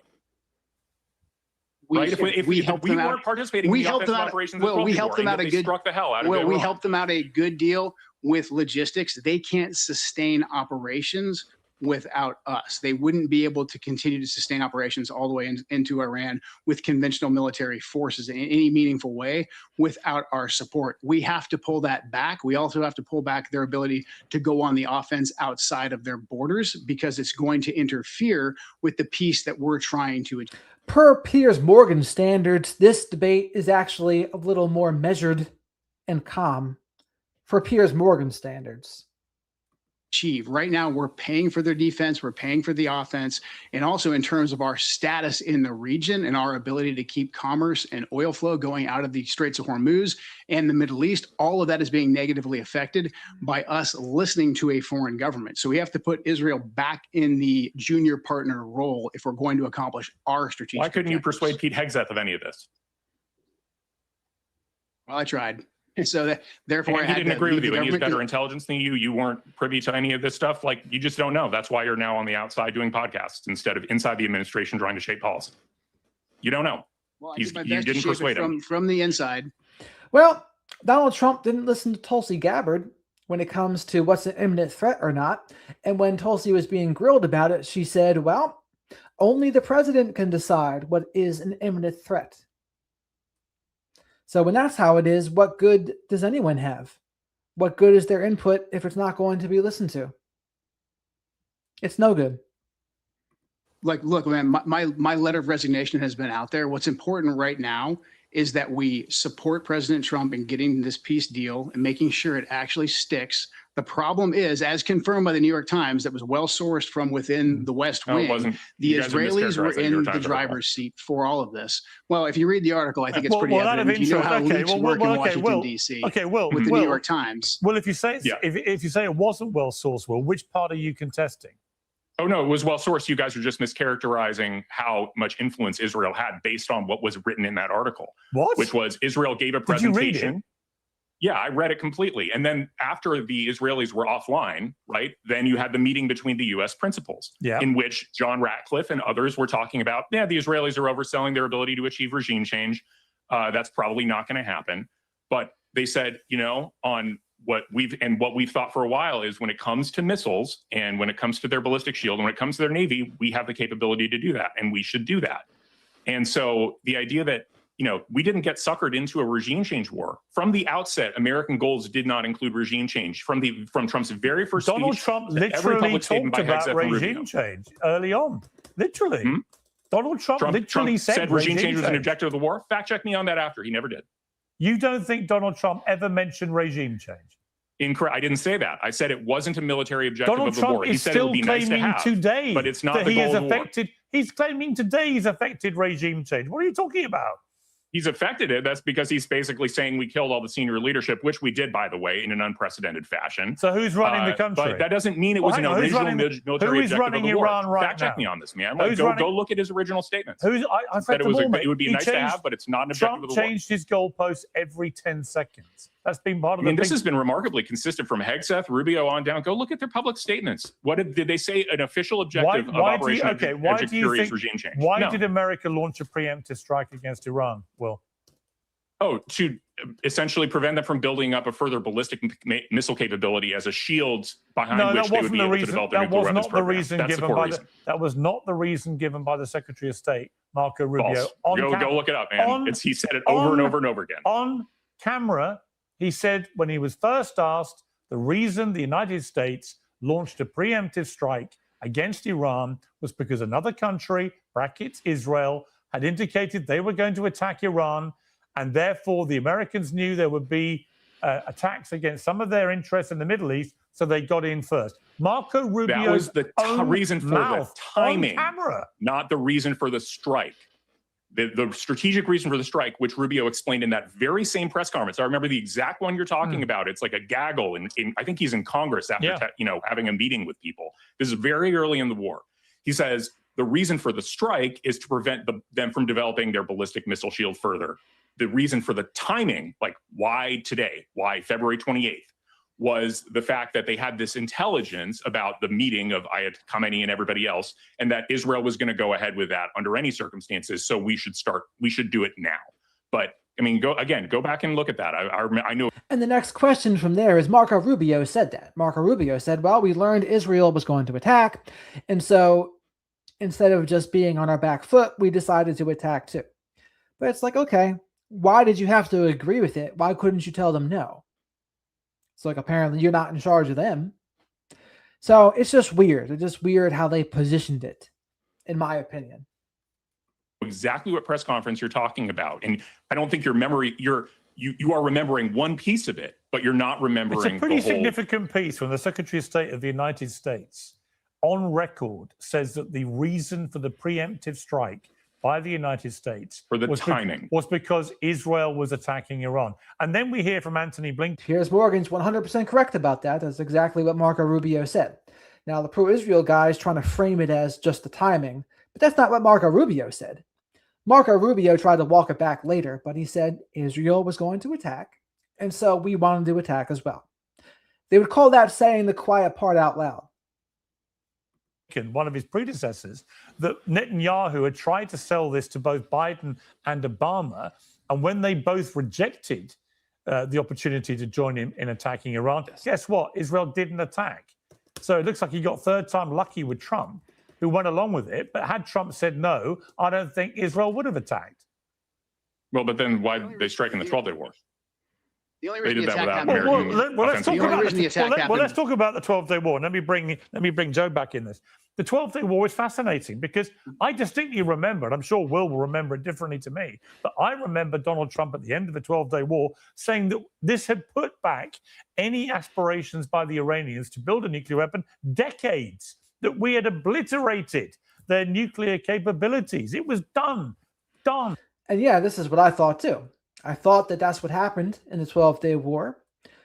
So what changed since then? Let's see what they say about this. Gone. And here we are 9 months later having to launch a full-fledged war in Iran because the threat remains apparently not just the same, but so imminent that America had to act immediately. Now, try and make sense of that for me, Joe. Well, this is what the Israelis do. They've always wanted this regime change war. And so they continually use their influence through official channels and then also through their echo chamber in the media to move the red line. They did this with the enrichment issue. President Trump initially said, our policy is no nuclear weapons for Iran. The Iranian Supreme Leader agreed. There was a lot of space there for negotiations. There was negotiations that were taking place for several months. Then the pro-Israel lobby basically came in and convinced President Trump that the new red line was zero enrichment. 12-day war happens. Operation Midnight Hammer happens. We take away the ability for them to enrich. The Iranians withhold their proxies. They don't retaliate in any meaningful way. They get right back to the negotiating table.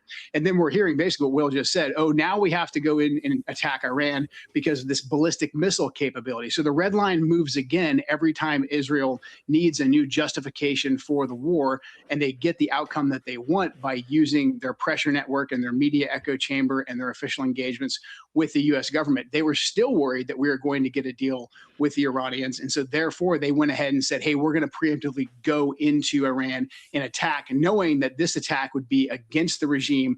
Iran's reaction to an attack directly against the regime would be to enact their contingency plan, which would be targeting our bases in the region. So the only actual imminent threat that Iran posed was the attack threat by the Israelis against Iran. There was no imminent Iranian threat attack against us. No, I don't think there was for a moment. Will Chamberlain, I mean, as we sit here today debating this, the regime remains in place. Trump wants to argue it's different people, therefore it's a new regime. But it's the same people. It's the same regime. It's just the faces of... Minus the 100 senior leaders who are all dead. So a few of the leaders have gone, but they've been replaced by others. But they've been replaced by others from the same regime with the same ideology. It would be like saying you've decapitated the Trump regime, but he's replaced by a bunch of people called Trump. It's like, it's kind of... I mean, that's what happened in Venezuela, right? We effectively took out one person in Venezuela, and now we have a cooperative regime hasn't government. changed in Venezuela. All that's changed is the president got picked up in the middle of the night and put in a New York prison cell. But the regime's continued. His own number two is running it. So the regime is still there. So I think we should be clear about what regime change means, right? With my quaint old head on, regime change means you change the regime. Not that you just take out a few people at the top of it and they get replaced by other people from the same regime. Secondly, the enriched uranium remains in Iran. None of that has been secured by either the Americans or Israelis as we speak. Thirdly, the Straits of Hormuz remain under the control of the Iranians, which they weren't. It wasn't in control of it before this war started. And it is, despite what you say, they are now charging money. Apparently they want to charge $1 a barrel was the last thing I read. And Trump's all for it because it's going to make everyone rich. So they've got control of that. They've continued to fire rockets, it seems, at some of their Gulf state neighbors. So I'm looking at this historic victory and I'm thinking, well, where's the victory? What is the victory? Because I don't see it. And forgive me if I take with a pinch of salt this idea let's try this by historical analogy. Let me finish my point. You can respond. That apparently we're now supposed to believe that rather like 8-9 months ago, Iran's capability of building a nuclear weapon has been destroyed like it was 9 months ago. Well, why can't they just pop up again in 9 months? They've still got all the enriched uranium. What's going to stop them? So, look, I put it to you that the charge sheet against... And that's a fair question by Pierce. I'll be curious Will Chamberlain's answer there. The claim of historic victory is pretty big. All right, so I'll deal first with that minor point on the enriched uranium, right? President Trump has said point? Untrue. No. I mean, in relation to you saying we lost the war, right? I didn't say America's lost the war. I'm disputing the claim that you didn't think it's a big victory. I'm disputing the claim to historic victory, given the checklist I just presented. Well, let's imagine, if you will, it's January 1942, a month after Hitler declared war on the United States in the aftermath of Pearl Harbor. And the current military state of affairs is the entire German Navy is at the bottom of the sea. The Luftwaffe is destroyed. There's complete Allied air superiority over Germany. Hitler, Goering, Bormann, and Himmler are all dead in a massive military strike. And yet the German press is claiming the Germans have managed to shut down trade via some rockets in the Danish Straits. Who's winning? Is that people have lost context about what it means to win a war. I've lost the plot with that analogy. I'm sorry. In 5 weeks, we have just decimated Iranian military capability. We struck 13,000 targets, and they managed to hit a single. The difference is in World War II, it was all about territory acquisition and regaining territory back. So after June 6, 1944, D-Day, the Allies pushed eastward towards Berlin. And that was the measure of, okay, we're gaining more ground. We're pushing the Germans back. And in the West or the East, it was the opposite. Russians pushing west towards Berlin, right? That was what was the metric. How much ground are you gaining? And the Russians had a lot of people at their disposal. So the Russians lost more people than anyone in World War II. I think it was like 27 million or something insane like that. But in this war, there is no ground war right now, right? We have no troops there yet. Now, Iran has bombed bases of ours. So what is the metrics for us? The problem for America is we don't have any metrics. They didn't even have a goal. They didn't say what the goals even were. So it's like, what are our goalposts here? The goalposts weren't even put up yet. And so now they're putting goalposts up, but they're moving them. So it's hard to say. Right now, what you can say is Iran is still in charge of the Strait of Hormuz. That's the biggest thing in the war right now. You can say they destroyed whatever, but like Pierce said they destroyed their nuclear capabilities during the 12-Day War. But now here they are again doing it. Why? Because it wasn't necessarily about that. Israel, they want the regime change. That's what they want. They want them to be just not as much of a threat to them. That doesn't impact America as much, but it does impact Israel more. Plane, and they couldn't even capture the soldiers that fell out of that plane. It's one of the most lopsided military conflicts in history. And the fact that you have a temporary restraint of trade and an increase in gas by $1 a gallon for a month does not change that in the slightest. Really? Yes, 100%. So you're it's a looking massive at this military victory. Okay, Joe, this is a great victory, and I've lost the plot. The great victory is the fact that we have a ceasefire, and this could have been much, much worse. However, as opposed to making some obscure World War II reference, because everything always has to be about World War II, let's just compare the situation between now and just a month ago before the war. The Straits of Hormuz, before this last iteration of war kicked off, the Straits of Hormuz were open for commerce. People and companies could transit that for free. Iran didn't have a stranglehold on that. Our GCC alliance was completely intact. There was still a guarantee of American security. That hadn't been fractured. We had a regime inside of Iran, although they were not the best. It's not exactly what we wanted. They had a prohibition on building a nuclear weapon, and they were involved in active negotiations with us.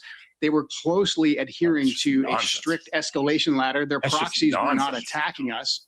No, that's exactly what happened. They had 60% were not building enriched nuclear uranium. weapons. What do you think they were using that So for? what? Medical purposes? If they wanted a bomb. Sorry about this, Chatty. It didn't pop up on the screen. Usually I get notified when there's a super chat and it pops up at the top of the screen, but it didn't this time.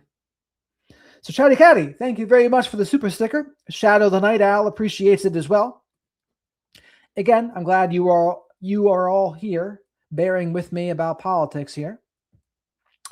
But we'll see. We'll see how the rest of the week goes here. I'd prefer to go over true crime, but I'd like to be able to talk about this too, and then keep the audience with me instead of having everyone run away. And I don't think people have run away, so I'll take that as a win. Thank you again, Chatty Catty. Yes, I did, Jackie. Shadow was not very happy with me.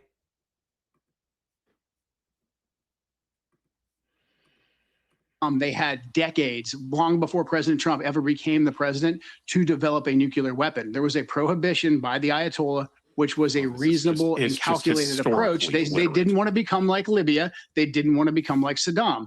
They had reached a point where they would keep the capability, but not develop a nuclear weapon. With Witkoff, and they were in negotiations with us, and we were not at war. Give up our enrichment rights, and we won't give you up anything diplomatically. But we were at the negotiating table with them. There was a potential for a deal. Fake. The Iranian nuclear archive, which is now fast forward to where we're at right now. Look at the Straits of Hormuz. Look at the GCC. Let me ask Will a question, which is, Will, does Israel have nuclear weapons? Yes, almost certainly. I mean, they haven't officially claimed it, but why don't we know for a fact? Because they don't want to say so, because there's American statutes. Why do they get a pass? Why do they get a pass about that? Well, because they're our ally and Iran's our enemy. See, it's so because we're the good guys. Okay, Iran's the bad guys. A very interesting admission. So our friends don't need to be transparent about their nuclear capability, but our enemies. It's good to be America's friend. But our enemies do.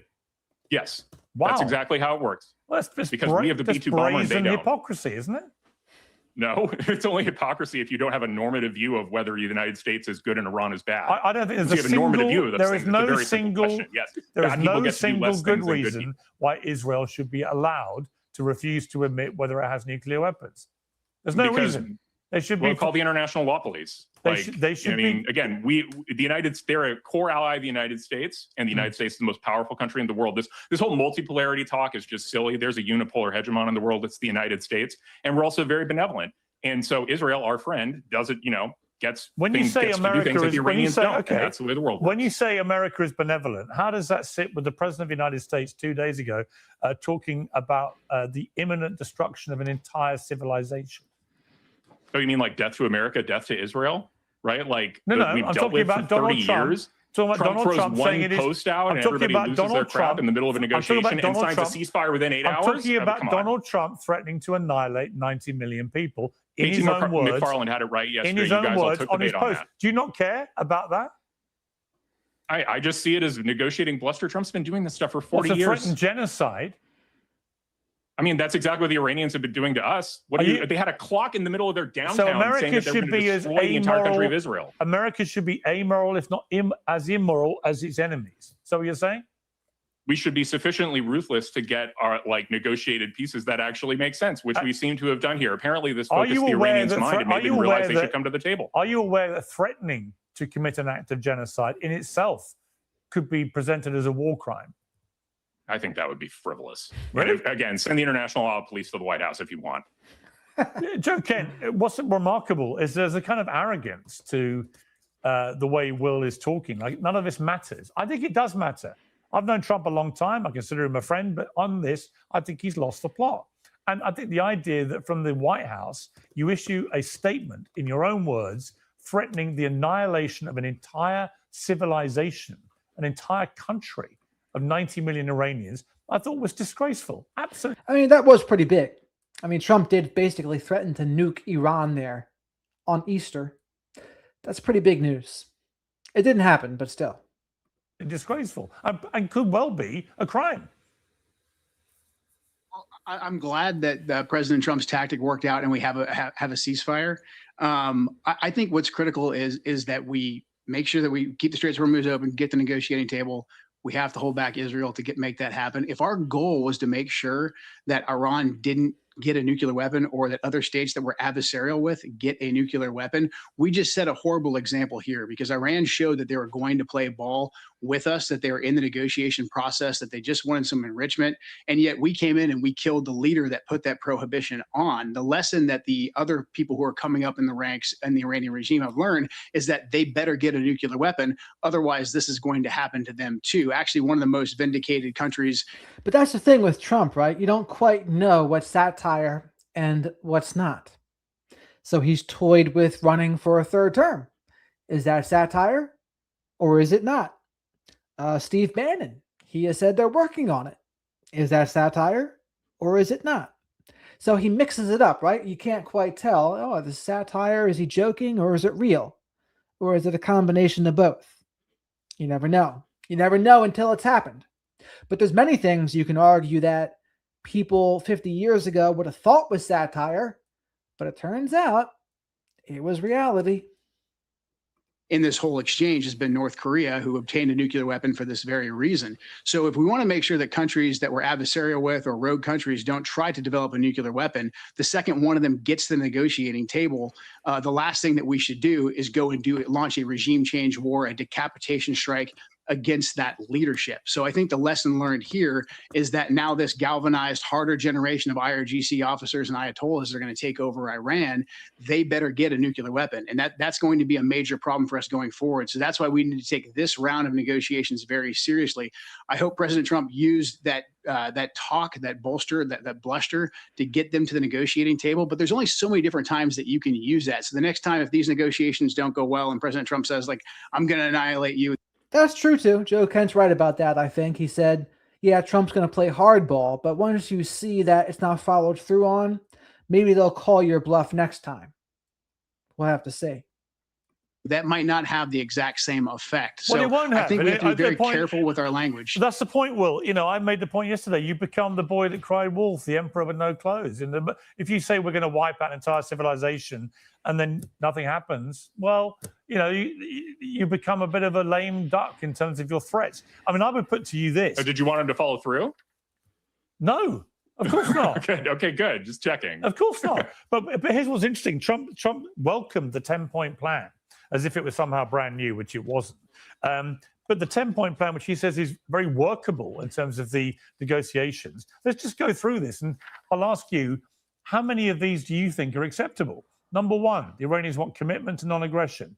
Number two, Iran's control over the Strait of Hormuz. This is just totally misconceived. Like from the outset, he said that the 10 points, he just truthed about this. The 10 points that the reporters are saying, the ones you're quoting from, are not the basis on which he said. Well, these are the 10 points, according to the Iranian media.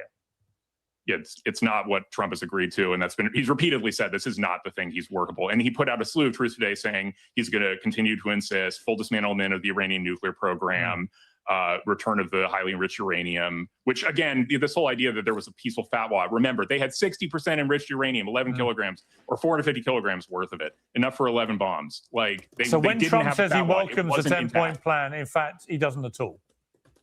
What he's looking for. I think the basis for the negotiations is something that's much more favorable to the United States. Okay. And so why would he? So why would he say then he welcomes the 10-point plan? Well, I think he was thinking of a different plan in his mind. That's the simple answer. Come but off like it, future posts, you know what? The further worst posts thing clarify about that's this, not what he was thinking the worst of. thing And I don't about know why on this, earth he would agree to that. The torturous knots that people have pulled with their own. You can literally just read his truth feed. He's like, and it's not truthful. White House rapid response on this. They've been like, His no, truth this feed, isn't true. ironically, Obviously, it's not true because if Iran was getting these kind of concessions out of the United States, they'd have also been able to save Hezbollah, but they can't even do that. Okay, well, actually, it turns out that right now, Iran has closed the Strait of Hormuz again and says it will not reopen as long as Israel's attacking Hezbollah in Lebanon. So who is... It sounds like they put a new condition on the deal. Perhaps they'll get struck again. That's probably very unwise of the Iranians. Is it? Or is it wielding the most powerful tool in this whole war, which turns out to be a little piece of waterway, which they can exercise control over and strangle and paralyze the global economy? That didn't stop the United States from striking 13,000 targets over a period of 5 weeks, completely decimating the American military, the Iranian military. None of that involves... If it was that powerful, it should have been able to stop that from happening and force an earlier ceasefire. It wasn't. Okay, but the Strait of Hormuz remains closed. So how successful is it? I mean, honestly, you guys, everybody's just overblowing the Straits of Hormuz closure vis-a-vis the United States. We're the largest oil producer in the world. It's good for us if oil prices go up. Just to be clear, Will, the closure of the Strait of Hormuz, by most experts' analysis, has been the single greatest shock in a negative way to the global economy ever. Ever. Well, that can't be true because oil prices were higher in the at the beginning of the Ukraine-Russia war. No, so that just can't be true. This has had a greater negative impact on the global economy specific to energy of anything we've seen ever. And it's going to get worse. I mean, again, then why did the price spike even more at the beginning of the Ukraine-Russia war? I know you're a facts guy. Go and check the facts. Okay. I mean, I'm sure somebody said that. I'm just saying, if you can't explain that discrepancy, I think you're overstating things. All the economic analysts have said the same thing. This has been the worst energy shock that we've ever seen, ever. But look, I'm sure you're right. I'm sure it's kind of a trivial detail. The complete last word. destruction of the Iranian military. All right, I've got to leave it there. And Joe, they're not last any word weaker, to you. they're in If a you stronger want. position. Joe, last word to you. Yeah, I'm just saying, yeah, now the Iranians are in even in a stronger position than they were prior to this war. The last 20 plus years of GWAT has shown us that we can basically take out targets, we can strike targets all day, and our enemies will endure simply by not losing, and they will use the leverage of the geography that they have at their disposal to have an effect that we can't sustain. And that's the You position sound that like we're in the right Black now. Knight, Again, Monty Python. that's why exactly That's I what you hope that sound President Trump They've lost their uses this military capability. opportunity. They can be as mad as they want. If they're throwing rocks, it doesn't matter. Yeah, but if they're Well, closing, actually, all they the have to Strait of do is be able Hormuz- to affect the straits, and they can have a strategic effect. Yeah. They understand that now. They probably didn't understand that or weren't willing to use it prior to this iteration of war. And that's why President Trump is at the negotiating table right now, because he realizes the effect that was having on the American economy. And he made the right decision. I think President Trump made the right decision to get to the negotiating table. So now we have to pursue our objective, which is getting the straits open and maintaining the ceasefire and holding together the alliances that we have in the Gulf. And so to do that, we've got to restrain our junior partner, the Israelis. Okay, I've got to leave it there. Thank you both very much for your time. I appreciate it. All right. Well, we might close it down early tonight because there's not really much else to go over. And since it's already late and the thumbnail is what it is, we should probably start fresh again tomorrow. But I was curious what Candace and Piers and Megyn Kelly had to say. But overall, people's minds don't really get changed. People have their thoughts, and then that's really it. People have their thoughts, and very rarely do people change their minds. Like I said, I've become a little more cynical about it. I used to be more idealistic, but it's become tougher over the years to be more idealistic because you see people are too entrenched in their ideas. But I think the most discouraging part to me is how people will twist themselves in knots to defend who they want to. And that's something I've seen both sides do. When their side's in office, they do the mental gymnastics.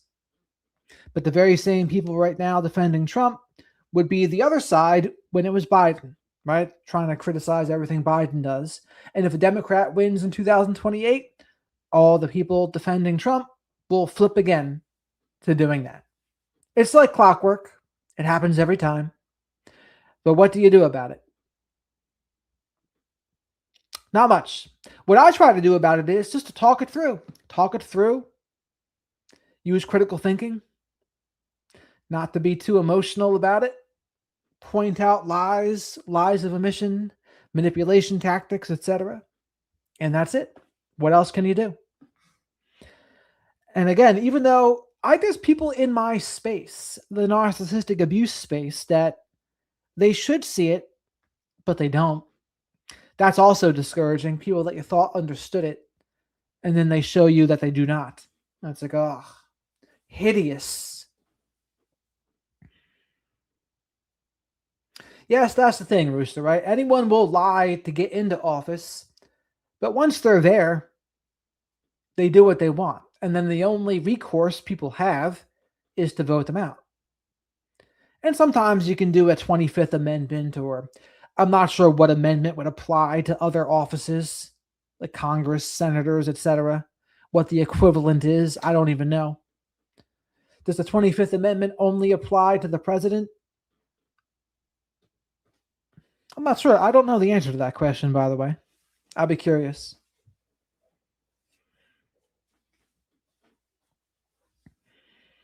I'm sure there's some other mechanism that they would use to get people out if they were truly incompetent. Like, for example, another close version was Senator Fetterman.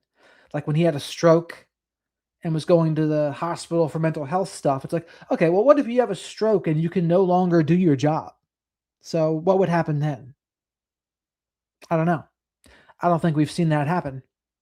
Yes, no, baby. I'll be back again tomorrow because this is going to be a bit of an abbreviated stream here. Yes, have a great night, Autumn. We got to figure it out, something better to go over tomorrow. We got to figure out what the algorithm likes again. the algorithm's kind of fallen out of favor. And so I have to do what I can to figure out what's going to hit the right buttons on it. So it's the universe plus the algo plus me showing up and doing the homework and putting the ideas out there, right? That's what it's all about. Yeah, it won't be this topic again, Snow Baby. Will not be this topic. This is also true, Tim. Very true. Yes, you as well, Underdog.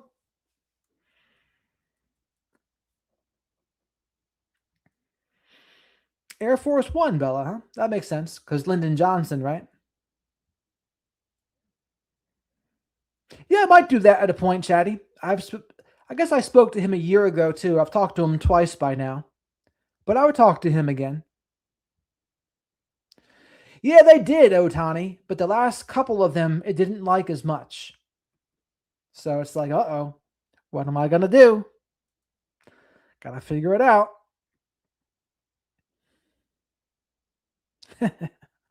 But, all right, everybody. So Otani, Rooster, Snow Baby, Bella, Junior, Cone, Inspector, Underdog, Mama, Inspector, Mike, Autumn Elizabeth, Autumn, Brandy, Chatty Cathy. I'll be back again tomorrow with a less polarizing topic. How about that? Thank you, Real McCoy. I appreciate you. Make sure you like the video on your way out here and make sure you're subscribed to the channel if you're not already. That's funny, Inspector. You have a great night too, Wendy. Pray for peace and love. That's right, Wendy or Bella. You have a great night too, Christy. And we'll have to see how things go. D, have a great night. And DD, have a great night too.